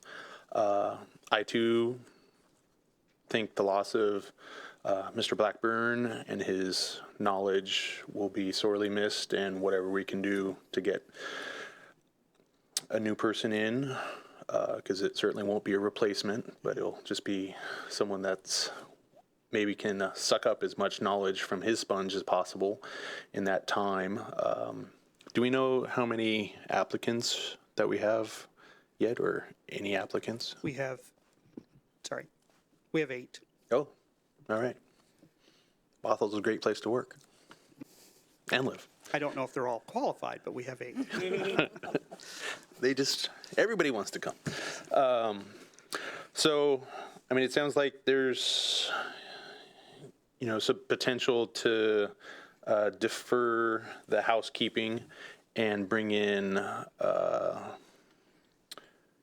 the TDR, at least to get it started, and then as well with the cottage housing, whatever balance is left with that, and perhaps in the end of the year, if necessary.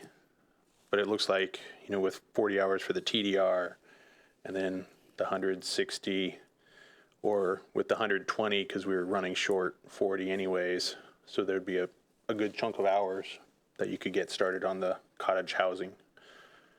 Kind of seems like something that everybody would be amenable to.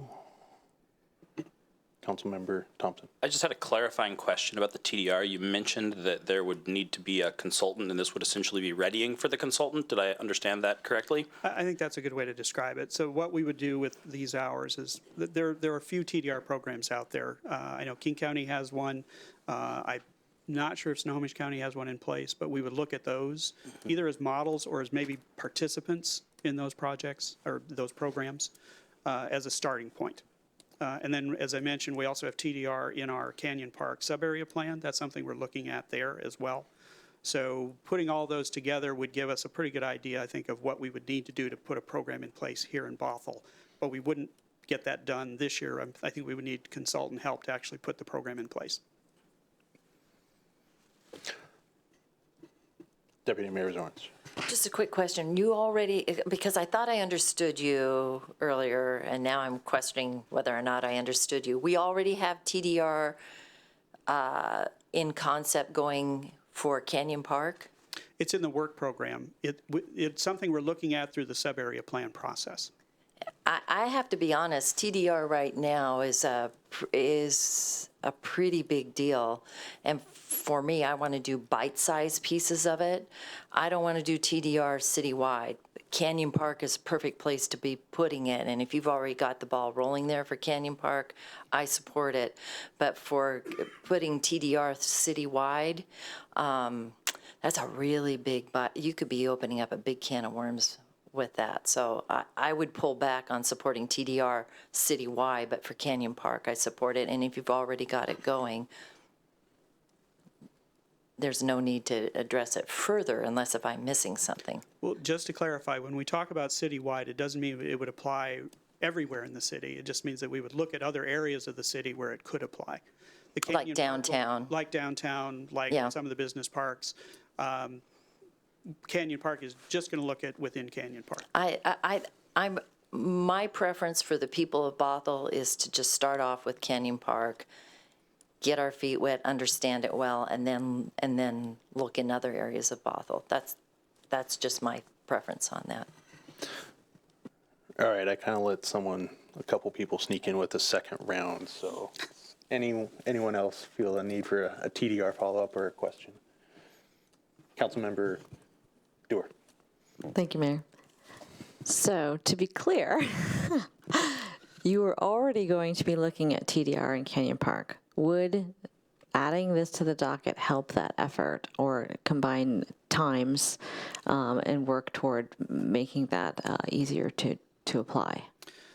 There could be some benefit to having that information as well.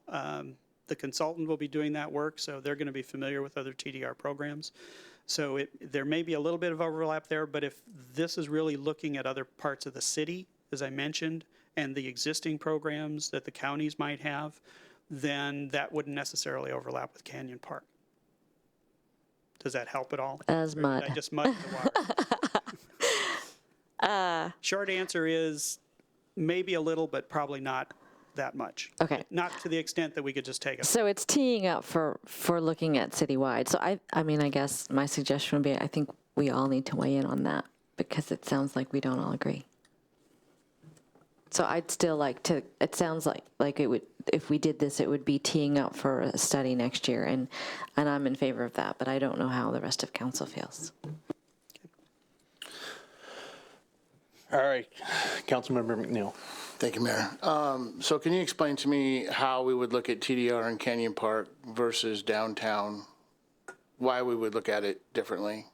They're different areas, but why would we look at any part of our city differently? Well, the main difference in my mind, at least, would be the sending and receiving zones. So in Canyon Park, I would anticipate that we would have a sending and receiving all within Canyon Park. The way other TDR programs work, particularly the King County program, which is preserving agriculture land out in the rural areas, that's a transfer from outside the city into the city. So the sending and receiving areas are very different. So where in Bothell would we want those receiving areas to be? That would be more of a focus of the citywide effort versus in Canyon Park, where it's much more confined geographic area. And if I'm not mistaken, King County has a pretty robust TDR program. It's been in place for quite a while. I know several cities use it. I'm not sure, I'm not that familiar with the specifics of the program to tell you how successful it's been. Yeah, so that was one of the things that came up with Wayne when we were looking at Wayne is possible TDR. So I'm supportive of looking at it. I think that, while we're going through the process, it also helps us moving forward. If we don't quite get to the downtown part, at least we started the process and understand what TDR is all about. And if Snohomish County has a TDR process or something in place already, it would be good to understand the differences between the King County and the Snohomish County side, because we are servicing both counties. Okay. So it sounds like there's appetite for TDR. Councilmember Thompson, what do you feel about that? All right. I'd be in favor of looking at this. Councilmember Agnew? I don't think we need to look at it at this time downtown. I think if the transfer and the sending units are all in Canyon Park and it's all centralized, that'll make it a lot cleaner. Once we get into the rest of downtown, it's going to muddy the waters up quite a bit. Talk about muddying the waters. All right, so, well, we're still trying to, yeah. Well, I was going to say we're still trying to look at what we need for the motion here. So we're looking at the recommended action of approving option 1 for the staffing resources and the corresponding 2020 priority tasks. So I think we have the answer on option 1 and the sharing of the costs. So we're just looking at the hours and what we're swapping. And so I'm feeling for myself deferring the housekeeping amendments. So that gives us the 200 hours. And then going with the TDR and the, starting on the cottage housing. So I think we have a majority for the TDR and would look for a motion. I will make the motion. I recommend we approve option 1 for staffing resources and for the 2020 priority list, swap out housekeeping amendments for TDR, so that's 9D, and cottage housing, which is 8D. Ensure the cost of amendments between the city and paying developers and not for the Lot A developers, nonprofits. Is that clear? I need a second, somebody. Second. All right, we have a motion by Councilmember Dewar, a second by Councilmember Thompson for approving option 1 for the staffing resources and the corresponding proposed 2020 priority tasks with the amended changes and sharing the cost of amendments between the city and developers and nonprofit. Any discussion? Seeing none, place your vote.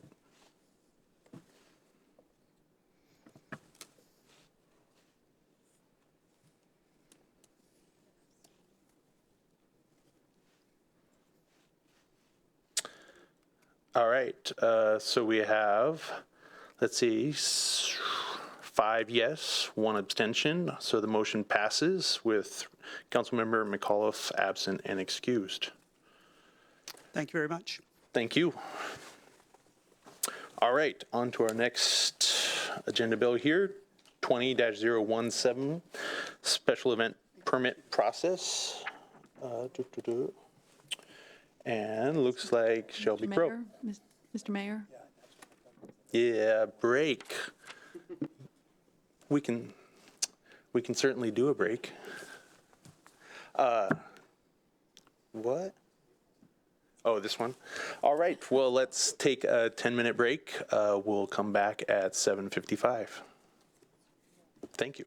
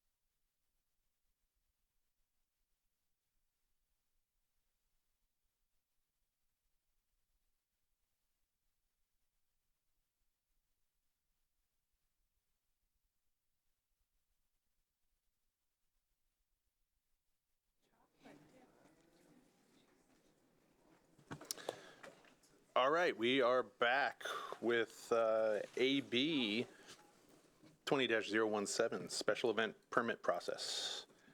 And we have Shelby Krogh.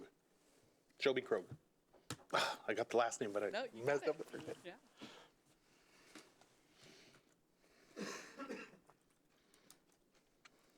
All right. Good evening, Mayor and Council, and thank you for having me tonight. My name is Shelby Krogh. I'm the Volunteer and Special Event Coordinator here at the City of Bothell, and I am very excited to be here for a study session on the updates to our special event permit process.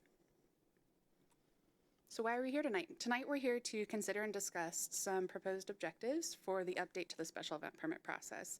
So on your screen, you'll see the objectives that we ultimately landed on from our outreach in the community. I'm not going to go into a lot of discussion about it now because we're really going to dig into it a little bit later. And I wanted to note that there's no action requested at this time, but we will be bringing some proposed policy changes to you a little later this year. So first I want to give a little bit of background around the conversation of special event permits. Excuse me. So in June of 2012, Council adopted Ordinance 2095 for special event permits. And this really created language and structure around what is a special event and what is required to permit one.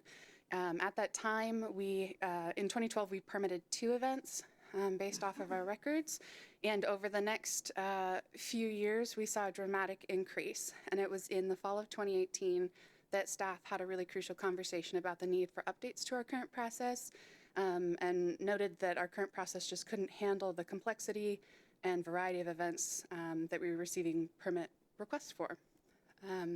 So in March of 2019, staff brought to Council an updated special event permit process. And at the time, staff requested that Council approve a new process, application, and requirements, provide direction on things like cost recovery and appropriate venues, and ultimately approve a proposed ordinance. After quite a bit of discussion and input from both city staff and community event organizers, the discussion was tabled for a date to be determined to allow for additional public process and input. Then in July of 2019, we came to you with a staff briefing on what that new process might look like. And then we're here tonight for a study session and to share a little bit more with you about the results of our community outreach. But before we move on, I do want to ask if we can start this discussion from scratch. So a lot of really great work went into the proposals that were brought to you last March, but ultimately we decided to start this conversation over and hit reset. Based off the feedback we received from you and from our community, that was really essential for us to move forward. So if you were part of that, please hit the reset button in your brain. We're going to start over. So special events provide a really unique and vital service in our community. And they're not just social, they're economic as well. Special events create space for neighbors and visitors to connect with each other, and they help develop the character of a city and provide a sense of purpose. Special events also provide an opportunity to preserve traditions and celebrate diverse cultures. I had the opportunity to hear from the director of the Office of Special Events out of Houston a few weeks ago at a conference. And something she says just keeps rattling around in my brain. She said that great neighborhoods build great cities, not the other way around. And I think that's so important to remember as we're having this conversation.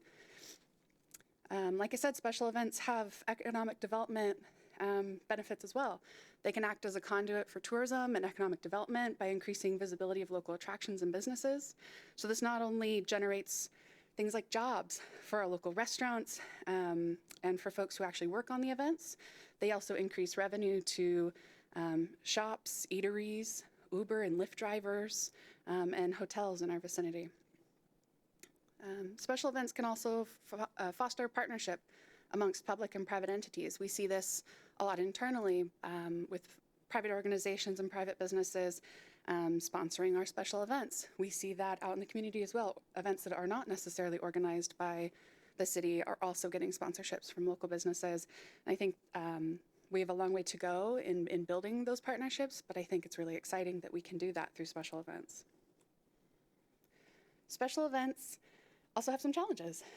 Depending on location and scale, special events can prompt closures of streets, particularly when we're looking at festivals and fun runs. They can impact bus service to our community. They can block access to businesses, and they can create risks in safety and sanitation. And I think we're seeing that as this industry changes, particularly in the last 5 and 10 years. So let's look at what happened in 2019.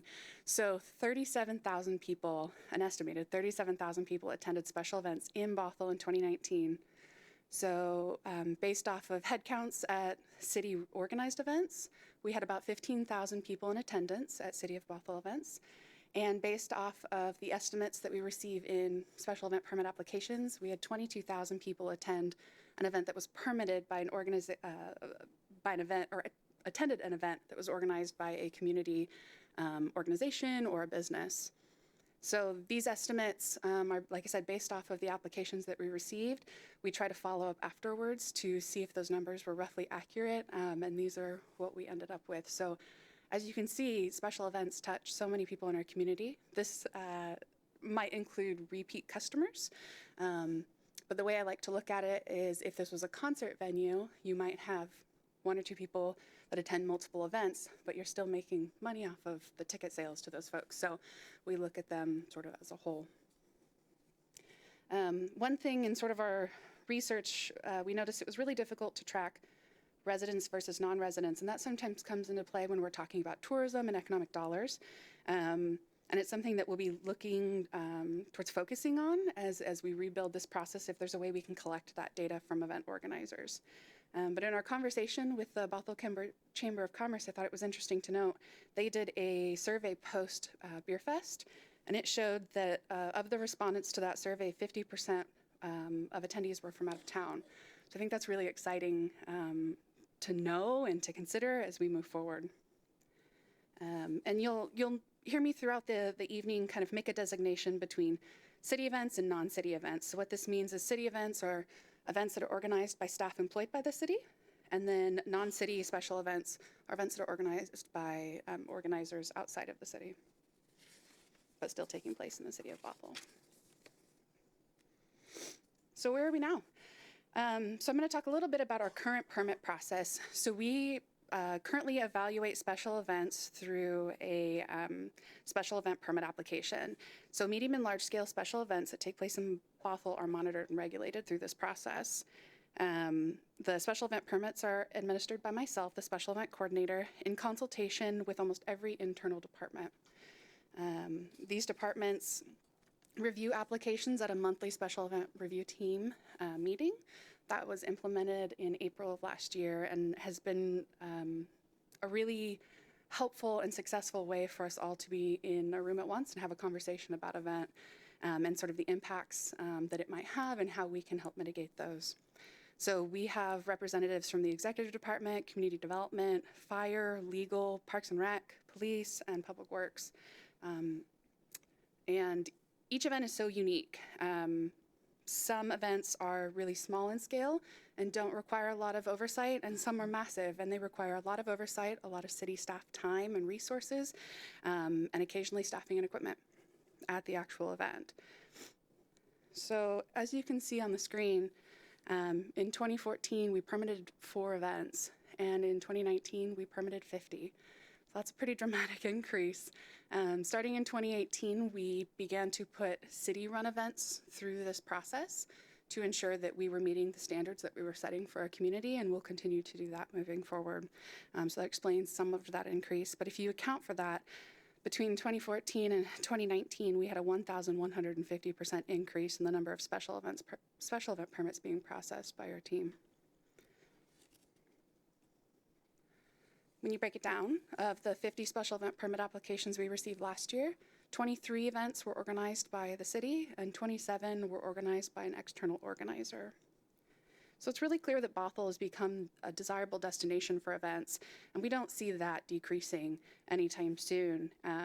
But with these increases, there has been a strain on our current process. It just cannot accommodate the variety and the complexity and really the number of events that are coming in. And when I left my desk this afternoon, we had 18 permit requests already for 2020, and it's only the first week of February. So I think we're in for a big year as far as special events go. And, you know, when we look at sort of the importance of special events and the impacts that they have, I think it's really important that we get it right. So over the last 6 months, we've done an evaluation of our current process. So this is with a couple of different stakeholders, and some of these we're still having conversations with, like tonight in our study session. So one of our major stakeholders were our external stakeholders. So these are the event organizers who are putting on events in our community. We also have internal stakeholders. So we're talking about city staff and departments, Bothell City Council, which is why we're here tonight for a study session, to get your feedback and your guidance on how we should move forward. We are looking, we have been having conversations with and continue to have conversations with other local municipalities, and now not just local, but nationally as well, to make sure that as we move forward, we're putting processes and policies in place that make sense and that are in line with what we're seeing with our neighbors, so that we can continue to remain competitive regionally and hopefully nationally as well. And then another resource or stakeholder that we're considering is the Washington City's Insurance Authority. They have some really great resources around special event permitting and language and policy, so we'll really be tapping into them as a resource moving forward. So we broke it down and started with external stakeholders. And I'll go to this, but preface it with, of the events organized by non-city employed organizers, we had 25 unique individuals that applied for a permit in 2019. Some of those individuals, the event organizers, applied for multiple permits, so the chamber applied for 2 or 3, but there were 25 unique individuals. Of the 25 that were asked to participate, of those 25, we asked them to participate in an online survey to measure overall satisfaction with our current process, and then prompted them for some additional conversation and feedback, and offered them the opportunity to do a 1 to 2 hour interview to really get their insight on what's working well, what's not working, what are those pain points, where can we improve our services and our process as a city. Of the 25 that were asked to participate, we had 9 organizers who completed the survey, and 4 of those folks agreed to a one-on-one interview. We also had 6 organizers provide specific feedback outside of the survey and interviews, and those were either done by a phone call or via email. Of the 4 that we interviewed, we thankfully had a variety of folks. We had someone who oversees a summer camp, a street festival, a free community event, and a commercial event. So it was a nice range of folks to hear from, and we got some great feedback. So from the survey, when asked about overall satisfaction with the City of Bothell special event permit process, 56% responded that they were somewhat or very satisfied with the current process, while 44% of respondents were not so satisfied or not at all satisfied. When we asked how easy it is to produce an event in the City of Bothell, 55% of respondents shared that it was somewhat easy to produce a special event in the City of Bothell, while 45% shared that it was not so easy or not at all easy. When asked about responsiveness of staff to organizers' questions or concerns related to their special event permit, 44% of respondents shared that they felt the city was extremely or very responsive, 44% shared that they felt the city was somewhat responsive, and 12% shared that the city was not at all responsive. This question also had a comments category, and we received quite a bit of feedback in there about how we could improve our current process. We've made several of those changes already. From that, one of the suggestions we received was to send a confirmation email. So something that folks will do is they'll either email or drop off their application here at City Hall, and then they wouldn't hear back about their permit. And so we did something as easy as sending out a really uniform confirmation email that says, this is the permit that we received, this is the event, this is the date, this is the location you've requested, we've saved this venue, this is the date that we'll be reviewing your application at the next special event review team meeting, and here's when you hear from us. And we are already getting a lot of good feedback about that. So there were little things that we could automatically adjust to improve our customer service and sort of our process, and we'll be looking at other opportunities for improvement moving forward. Another question we ask is how important are permit costs when considering whether or not to hold an event in the City of Bothell? And with this question, 89% of respondents shared that it is extremely or very important, while 11% shared that costs were somewhat important. It's not a surprise to see that nobody said not so important or not at all important, but we thought it was a really important question to ask.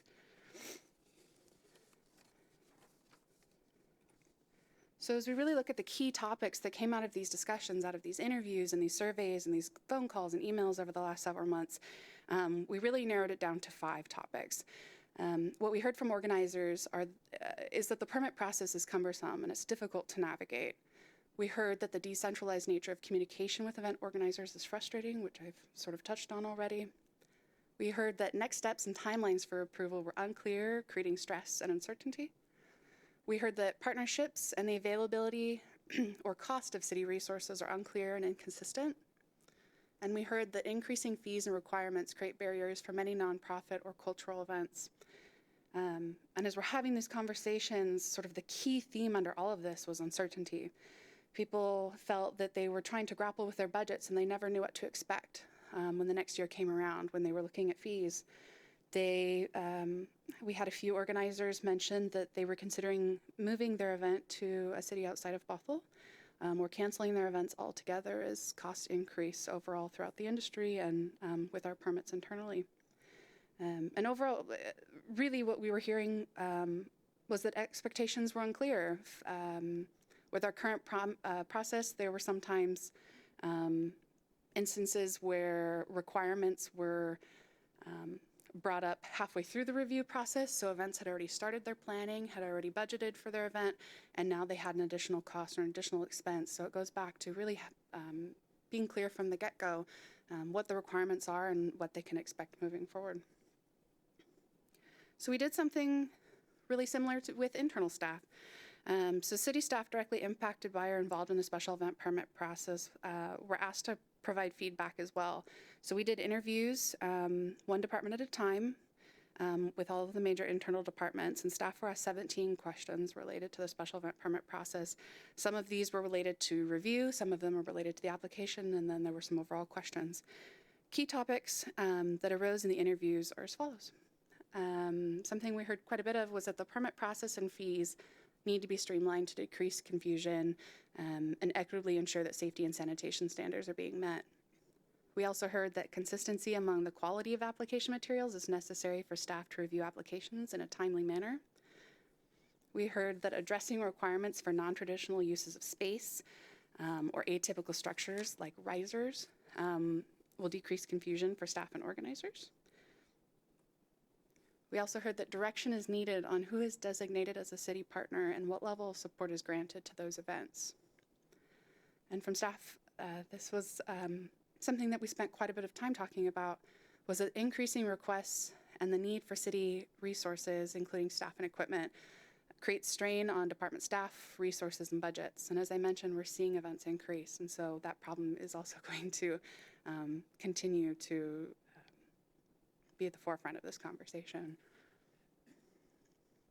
And so from sort of these discussions, we were hearing a lot of themes of structure, the need for structure and consistency and efficiency. And ultimately, we have to have a conversation internally about how do we better allocate our resources, how do we address sort of this last key topic, and how can we provide more meaningful customer service to event organizers in our community. So from both the internal and external stakeholder interviews, we were able to come up with 5 proposed objectives for the update to the special event permit process. The first one is to streamline and centralize the customer experience by improving our special event permit process and provide tools to clearly set expectations earlier in the process. And by doing this, hopefully we can save costs by consolidating department oversight and hopefully eliminate duplicated services. Our second objective is to protect public safety and health by ensuring all events meet or exceed standards for safety and sanitation. This is a goal that we have as an organization. Ultimately, it's something that event organizers are deeply focused on in the industry, especially as the world changes around us. Our third objective is to set clear, inclusive policies by standardizing requirements for events while still providing flexibility. And with this, it's just important. We need structure. We need, policies that are transparent, but they do have to be flexible enough to change with the times as we need to change them. Our fourth objective is to encourage a variety of events by setting appropriate levels of cost recovery for the permitting process and use of city resources, which harkens back to really that internal stakeholder topic. And then our fifth objective is to activate public spaces by establishing venue standards that address impacts to community services, safety, and sanitation. So back to why we're here tonight. We would love to get your insight and direction on how we should move forward. We want to bring some policy considerations to you a little later this year, but we want to make sure that those updates meet your needs and goals as well. So I have 5 questions for you, and the 5th question really opens it up for any additional topics that we don't address in the first 4, and then I'll talk a little bit about what our next steps look like. So our first question is, with a range of interests competing for prioritization and resources, which of the objectives is most important for staff to address moving forward? So I'm going to go back to the objectives to help us prompt this conversation.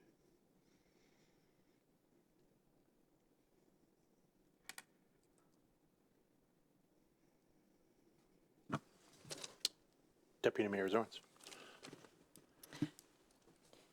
Are we supposed to pick one, or could we pick 2? You can absolutely pick 2. Okay. Yes.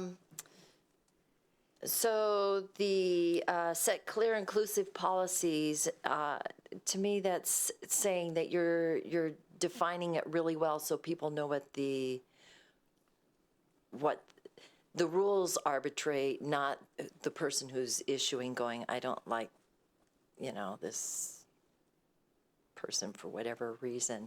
It's the rules that are doing the arbitrating. Yes. Solely.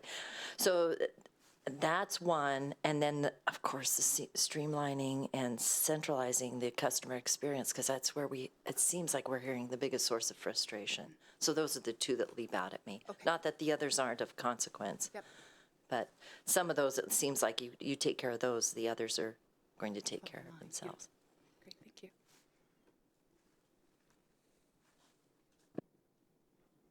Councilmember Agnew.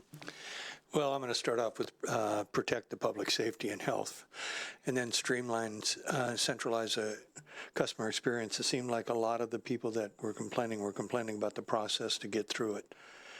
So let's clean that up as much as we can. Okay. Councilmember Dewar. Well, I pick all of them. No. But I think streamlining and centralizing, because I think that was the biggest issue with the last go-round. And if I read the titles, it would be activate public spaces, but when I read the subtitle, it would be encourage a variety of events. Thank you. Councilmember Thompson. I would say activate public spaces and encouraging a variety of events. And I would say we would do that in part by streamlining and centralizing the customer experience, with the end goal being to have more of these events. You went over some of the benefits that we get to these events, and I think that I would very much like to see this process be easier so that we could encourage more events, we could help build community, and we could help just simply realize more of those benefits. Great. Councilmember McNeil. Thank you, Mayor. I would go with public safety and health, and then streamlining and centralizing the process. But I was very intrigued by the status on how many people within our community have attended these.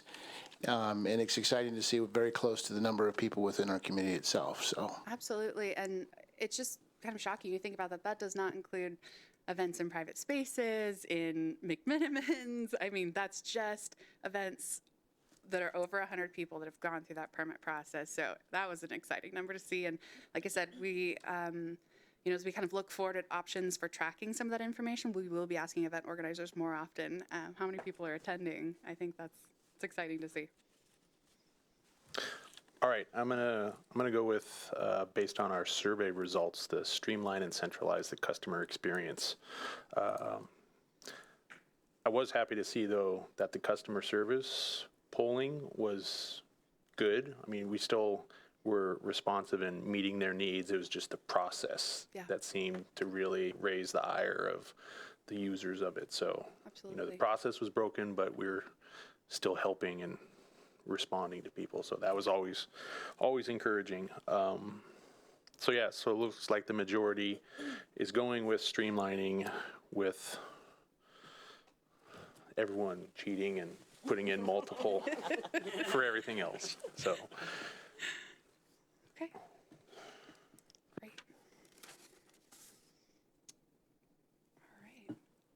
So my second question is, are there any objectives that should be added, changed, or removed?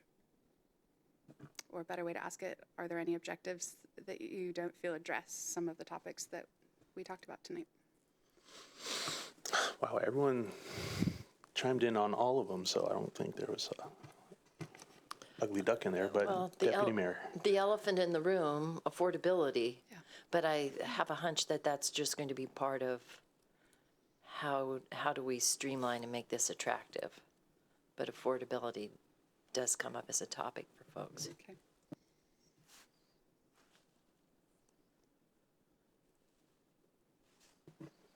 Councilmember Thompson. I mean, I brought this up a little bit earlier, so I won't belabor the point, but just there's nothing specific in here that says, like, we would like to encourage more of these events. Okay. So if I were to add something, it would be that. Great, thank you. Everyone's kind of quiet on this one. All right, So it doesn't seem like a whole lot. that's all right. We'll go on to the next one. So during both internal and external stakeholder interviews, several individuals expressed interest in the development of a community event partnership program, which would support events that strengthen Bothell's sense of community, celebrate its history, or provide a public benefit that's not otherwise addressed or provided by the City of Bothell. Is this a program that council would like staff to dedicate time and resources to developing? Councilmember Dewar. Absolutely. Absolutely, no question. I think the more that we can create a sense of community and bring our residents along with us, the stronger our community is, and we have a lot to celebrate. So absolutely. Great, thank you. Deputy Mayor. I just want to say, people may have words with you because I may be quoting your quote of great neighborhoods build great cities, not the other way around. That is fabulous. So yes, in a word, yes. If we have the bandwidth, yes.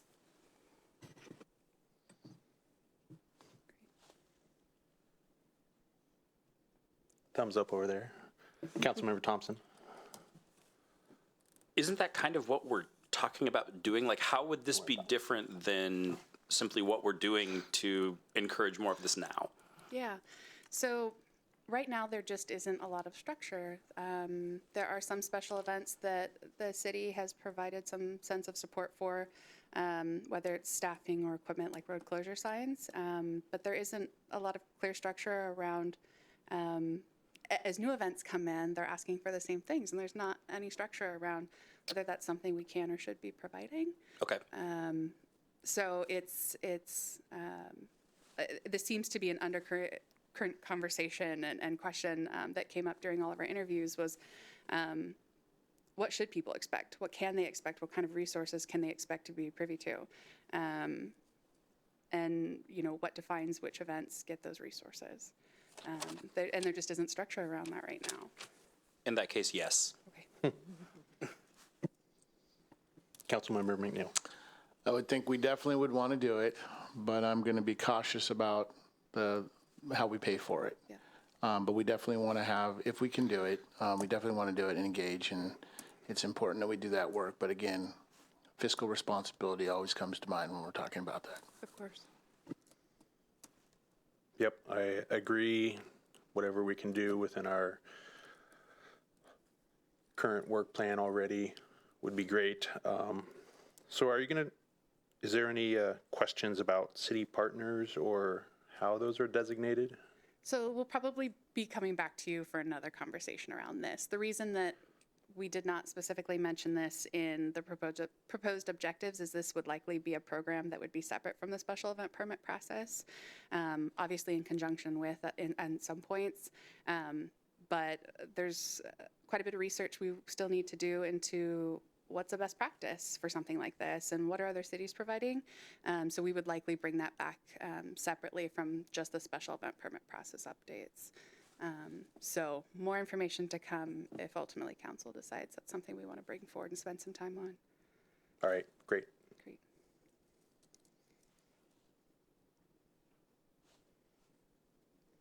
All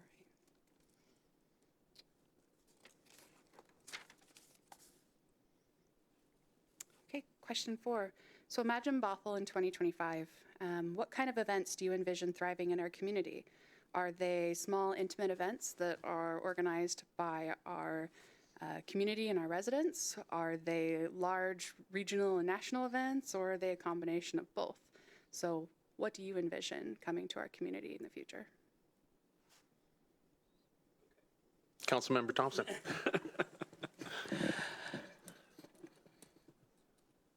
I went backpacking around Europe when I was younger, much younger, and that's as much of the story as we'll get. I'll get to the point now. One of the things that I noticed when you're in European cities, many of them have like a town square, a plaza, and they have one night a week where the entire community goes to that space and they engage and they see friends. And we had something kind of like that with the holiday market. I went down, and before I knew it, there were 8 or 10 people that I knew that I'd seen. It was a really cool experience. And I would love to see some sort of way to develop that and figure out what that looks like here in Bothell. Councilmember Dewar. So Councilmember McAuliffe isn't here, but we've had many discussions about markets. And one of the ideas that we floated around, which I would love to see also from my experiences traveling, but in Asia, is a night market, because there's so many reasons it's wonderful, but it not only does it bring the community together, but it gives people of all ages a place to go on a Friday or Saturday night to connect with their neighbors. I just can envision teenagers having a place to go, something to do. Obviously, it could provide some sort of economic development. I just think nobody else really does a night market, and so that's kind of something that would be unique to Bothell. I could see really thriving, and so I could see it. Actually, Councilmember Thompson and I have talked about maybe combining it with the music in the park. Maybe it's music in the plaza. I could just see that being a regular summer thing that would be really amazing. So, Great, thank you. Councilmember Agnew. Well, I was traveling to Tukwila one day, and they had an arts fair there where all the local artists brought their wares, and I'd love to see something like that come into Bothell. And I know you talked about a lot of things, but you never really brought up any of the artists that we have, and we have quite a few artists in the city. Absolutely, and that's a great point. Thankfully, I was able to sit in the room with the cultural stakeholder meeting, and I'm not going to talk much about it because we have a really wonderful tourism manager, Danae, who will likely be coming to you later, but that was a conversation that came up quite a bit, was people would love to see more events focused around art and the artist and celebrating art in our community and really the rich history that it has. So that's a great point. Thank you. Deputy Mayor. Okay, so the question was about keep it local or go big. Keep it local, go big. Is it a combination of both? What do you see thriving? I consider it local within, our surrounding communities. I also see, the arts and all of what the ideas that are coming here. I know you're not asking for specific ideas, but these are like fabulous ideas. The other piece that I see connecting are different age groups. Our young folks, I mentioned every now and then they might like a zombie walk or pull in our museum folks and do something with the cemetery where we have a living museum and historical, the Bothells and the Beardsleys and the Chases at their tombstone talking about their lives. But I see, and that's just the things that always pop into my mind, but I can see when we pull in our arts and we pull in our history, local people come in, we're bringing teens in to participate on these boards. I can see them coming up with events that would be local and maybe reach out to Kenmore and Woodinville and maybe parts of Kirkland. But I see it more local than going big. I mean, big is probably in the pictures at some point for us, but there's so much that we could do local that's right within our grasp. Absolutely.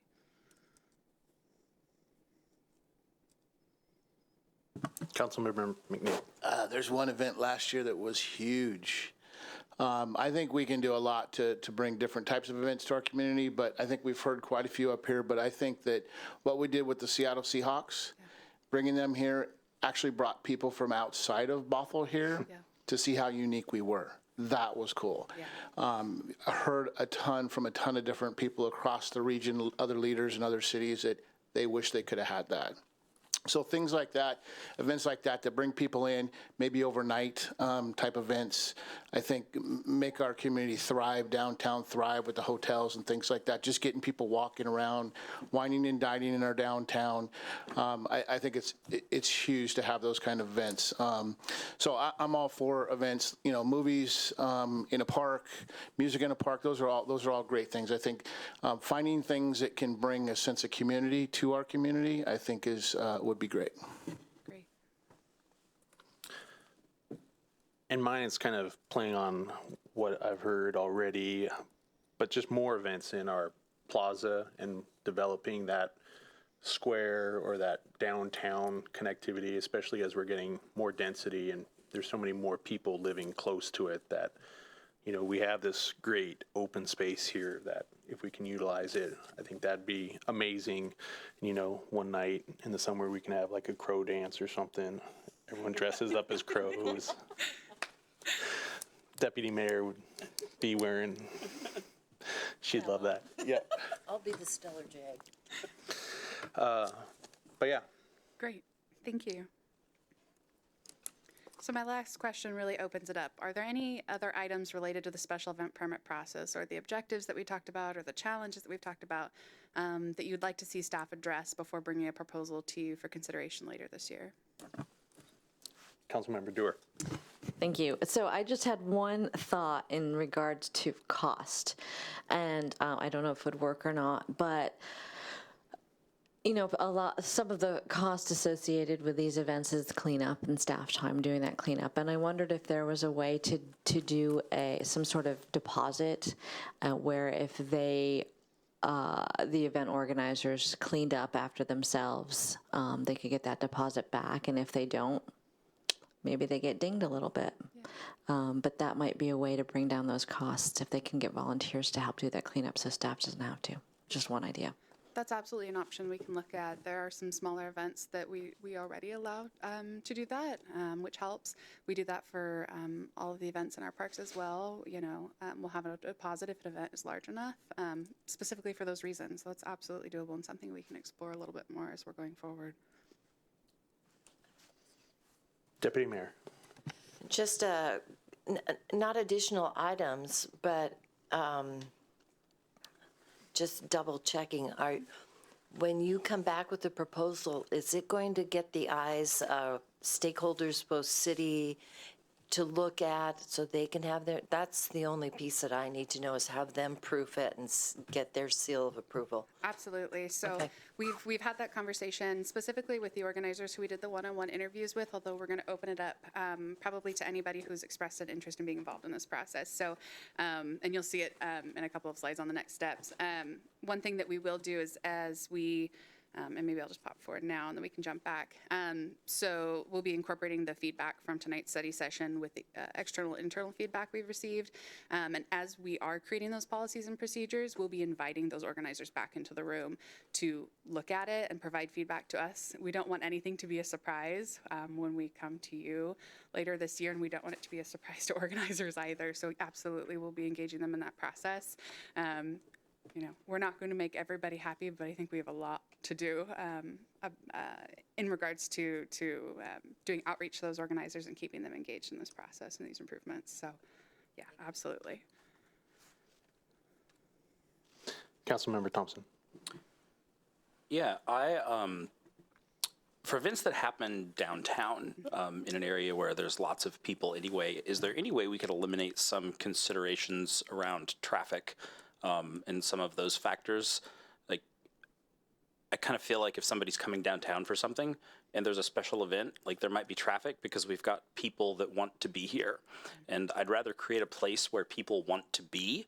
And it almost seems like this consideration provides a disincentive for the types of events that would bring in more people. And the types of events that bring in more people seem to me like the type of events that we want and we shouldn't be providing a disincentive for. Can you say that again, just so that I want to make sure that I can address sort of your question. I guess my question is, and I'll shorten it. Seems like there are factors in here that we're looking at because we're trying to figure out what the impact is going to be. But the higher the impact, the more people that come in. And I think that's a good thing. Like, I'd like to see more people come to events in our downtown core. And it seems like part of this process almost disincentivizes that. Got it. So for events that are taking place in our downtown core, they're typically taking place on streets. And unfortunately, we are living in a time where either maliciously or not maliciously, vehicles will sometimes come through large crowds of people.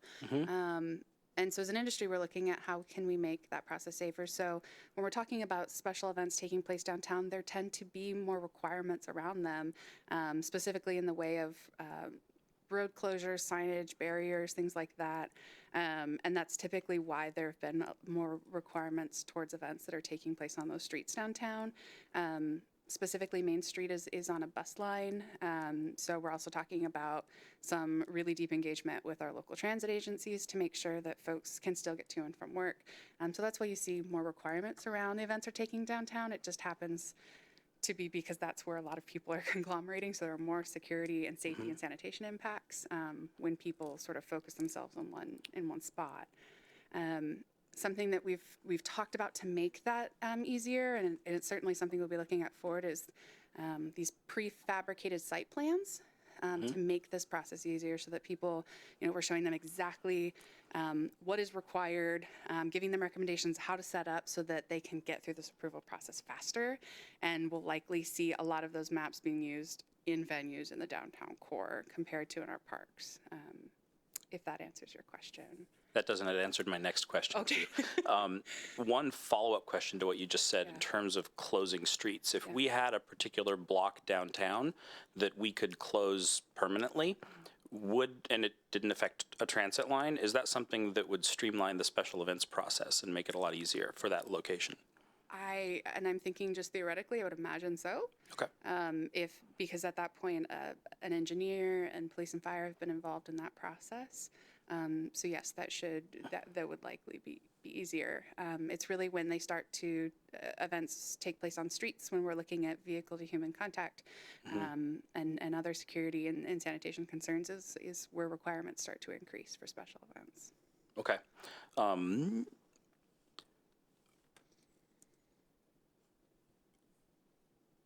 That's it. I'm good. Thank you. All right. So I just had a question, because at one point you were saying there were some nonprofits that were giving feedback about the cost of it. Is it possible for an LTAC grant for events that might, draw outside of the city? I know they're always talking about 50-foot or 50-mile radius, or even, perhaps a human services grant that we could set aside a block of money for nonprofit special event permit fees. Just thinking on how we might be able to reduce some of those barriers for those events that it's a make it or break it kind of thing for just the fee. Yeah, so my understanding, and somebody else might want to pitch in from the executive office, my understanding is the LTAC grants are specific to events that involve an overnight stay, that could involve an overnight stay. So you're typically looking at 2-day events, which a lot of these smaller events don't necessarily have the capacity. Doesn't mean they won't or they can't, but from what we're seeing, don't necessarily have the capacity to do a 2-day event. My understanding is those funds also go towards marketing specifically, rather than sort of logistical things like restrooms and garbage cans. But that also sort of harkens back to question number 4, which was, should we be exploring the opportunities around creating some sort of resource or fund for events to apply to receive some sort of funding to offset those costs and make it a little bit easier for events that bring some sort of value to our community to actually happen. So that would likely fall under that as well. And since, it sounds like that's something we want to move forward with exploring a little bit more, we will be having conversations about how and if LTAC dollars can meet those needs, or if a separate process is needed.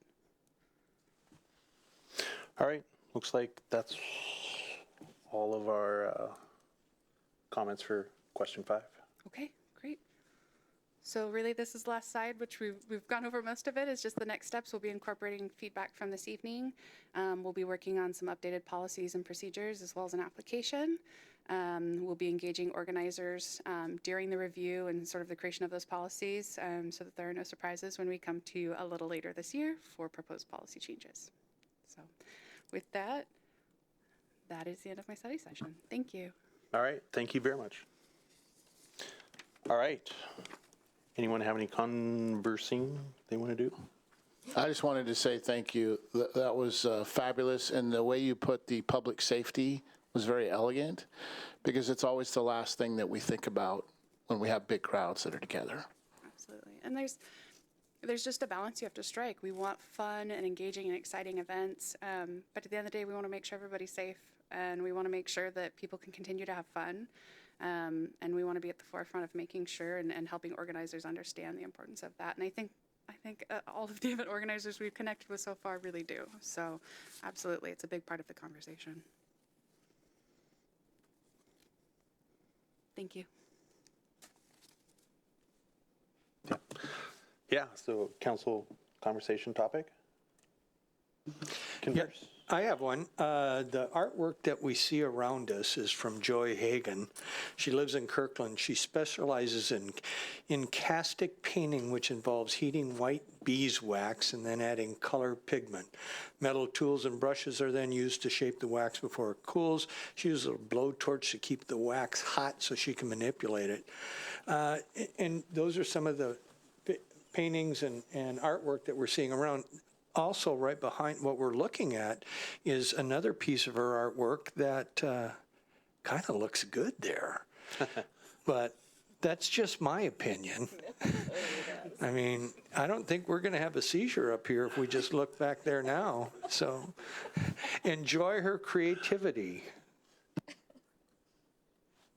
Yeah. I just wanted to bring up an update on Sound Transit. Is it okay if I share this? Okay.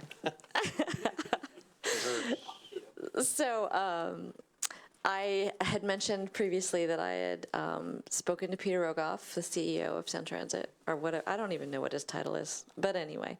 And I had asked him particularly whether or not Sound Transit paid property tax. Lo and behold, they do not. So he got back to me regarding that. He said they do, however, pay a number of other taxes, including sales and use, business and occupation, and a real estate excise tax on property purchases. And wanted to note that they're estimating the creation of approximately 250 full-time equivalent jobs at the Canyon Park facility once it's operational. On the topic of Kaesner Park and Ride, this interest has been conveyed to my team at the staff level. I understand that this site was evaluated early in the project development phase, and I've asked my team to take a fresh look at it in light of your council's interest. While I can't speak to the relative merits of Kaesner compared to the other sites, excuse me, considered for the Park and Ride, I can assure you it will be studied further. And I believe this will be one of the topics on the agenda when the BRT project leadership team meets with your city manager and director of public works and community development departments, which, as I understand, they met on Wednesday. So that's the latest update. I just wanted to make sure everyone knew what was going on. So fingers crossed. Maybe we can get that park and ride on Kaesner. That's pretty exciting, Kaesner. I'm glad that they're at least willing to think about it. I just wanted to, we had, for those of you who didn't go to AWC, it was fabulous. So the rest of you who went, you can chime in. This is my takeaway. I know all of you are very good at doing your homework, so you're probably already tracking the issues that AWC is representing for cities. But I'll give you a little recap. We met with Representatives Paulette Dewar, Meade, Whalen, and Kloba, and also Senator Stanford. Shelley was incredible. She just helped us orchestrate and be prepared for that meeting. We advocated for the $150,000 funding gap for the landing and continued focus on 405 Canyon Park project.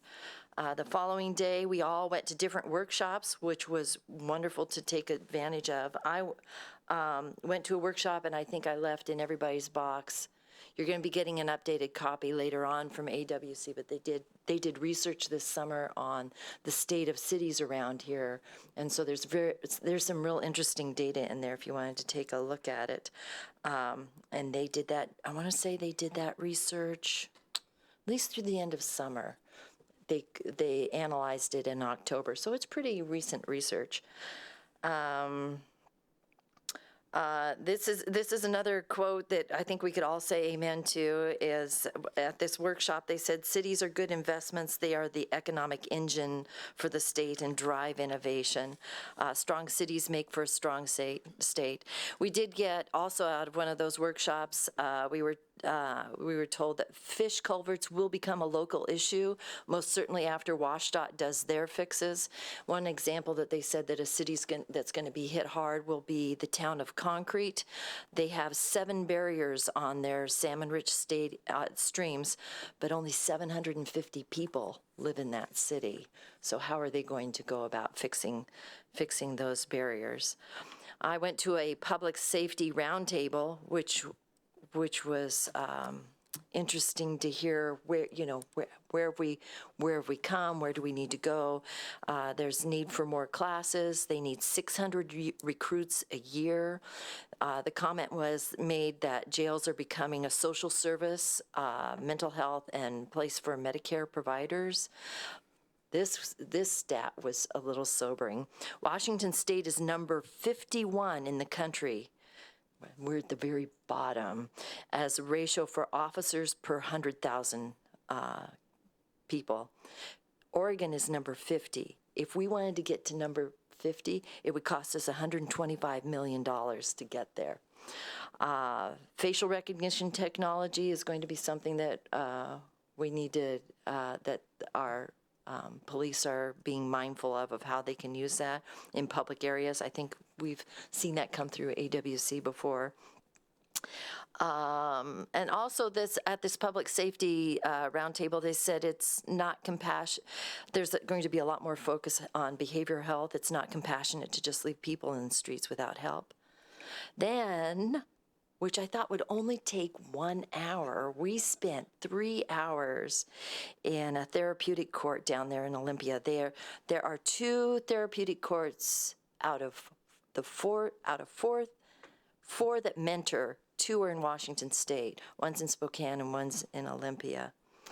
And their focus is the closer you get to accountability for the offense, the more effective the remediation is going to be. They have an 86% success rate. And they bring a lot of people into the table to help people with addiction and housing, mental health, unemployment. I mean, we got to sit in court and we watched someone who was trying to get a job, and the judge, who was just very tough love of helping them, encouraging them, but still holding them accountable. Housing and community service seems to be a big part of how they remediate. Another interesting part is police will sometimes, instead of taking someone to jail with an offense, sends them right to the therapeutic court and gets that action going for them, so they can do a shift in their lives and have a significant turnaround. So, at any rate, that's my recap of AWC, and anyone else who wants to chime in, please do. I say that was a great recap. The community court. I was really amazed by the service providers that they have there that come in and just a wide range of it, and then they're involved in the actual sessions with the people when they come in for their visit to court. And yeah, it's definitely tough love by the judge, and but it's at such a smaller scale and more intimate and closer. I mean, they were all just in like over in our council chambers over there, just a small room, really. So it was just very close knit and very personal. So. Yeah, it was fascinating. There's somebody there who introduces this is where they are in their week. This is what their urine analysis is like, and then the whole supportive team is sitting on the side ready to chime in and help out.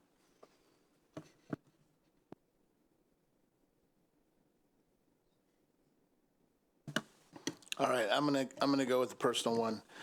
I had a client who sent me an email recently, and in honor of this month, I want to share what the caption was of it. It was a picture of Rosa Parks, Martin Luther King, Barack Obama, and some children. And in her caption, she said, "I want you to look at this and understand what it means." And it said, the caption said that Rosa Parks rode, Martin Luther King walked, Barack ran, so that our children can fly. And every day, you all often hear me say, I'm living the dream. And I wanted to share with you, that's what it means to me when I say I'm living the dream. No, thanks for sharing. That is powerful.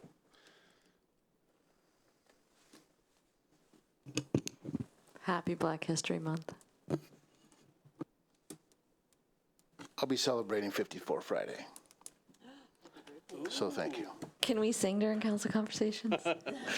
Happy birthday. You almost sounded like Marilyn there for a minute. I was like, okay, wait a minute. Not my intent. Oh my. All right, if we're all conversed out. I move we close the meeting. Second. All in favor? Aye. All right, we're adjourned.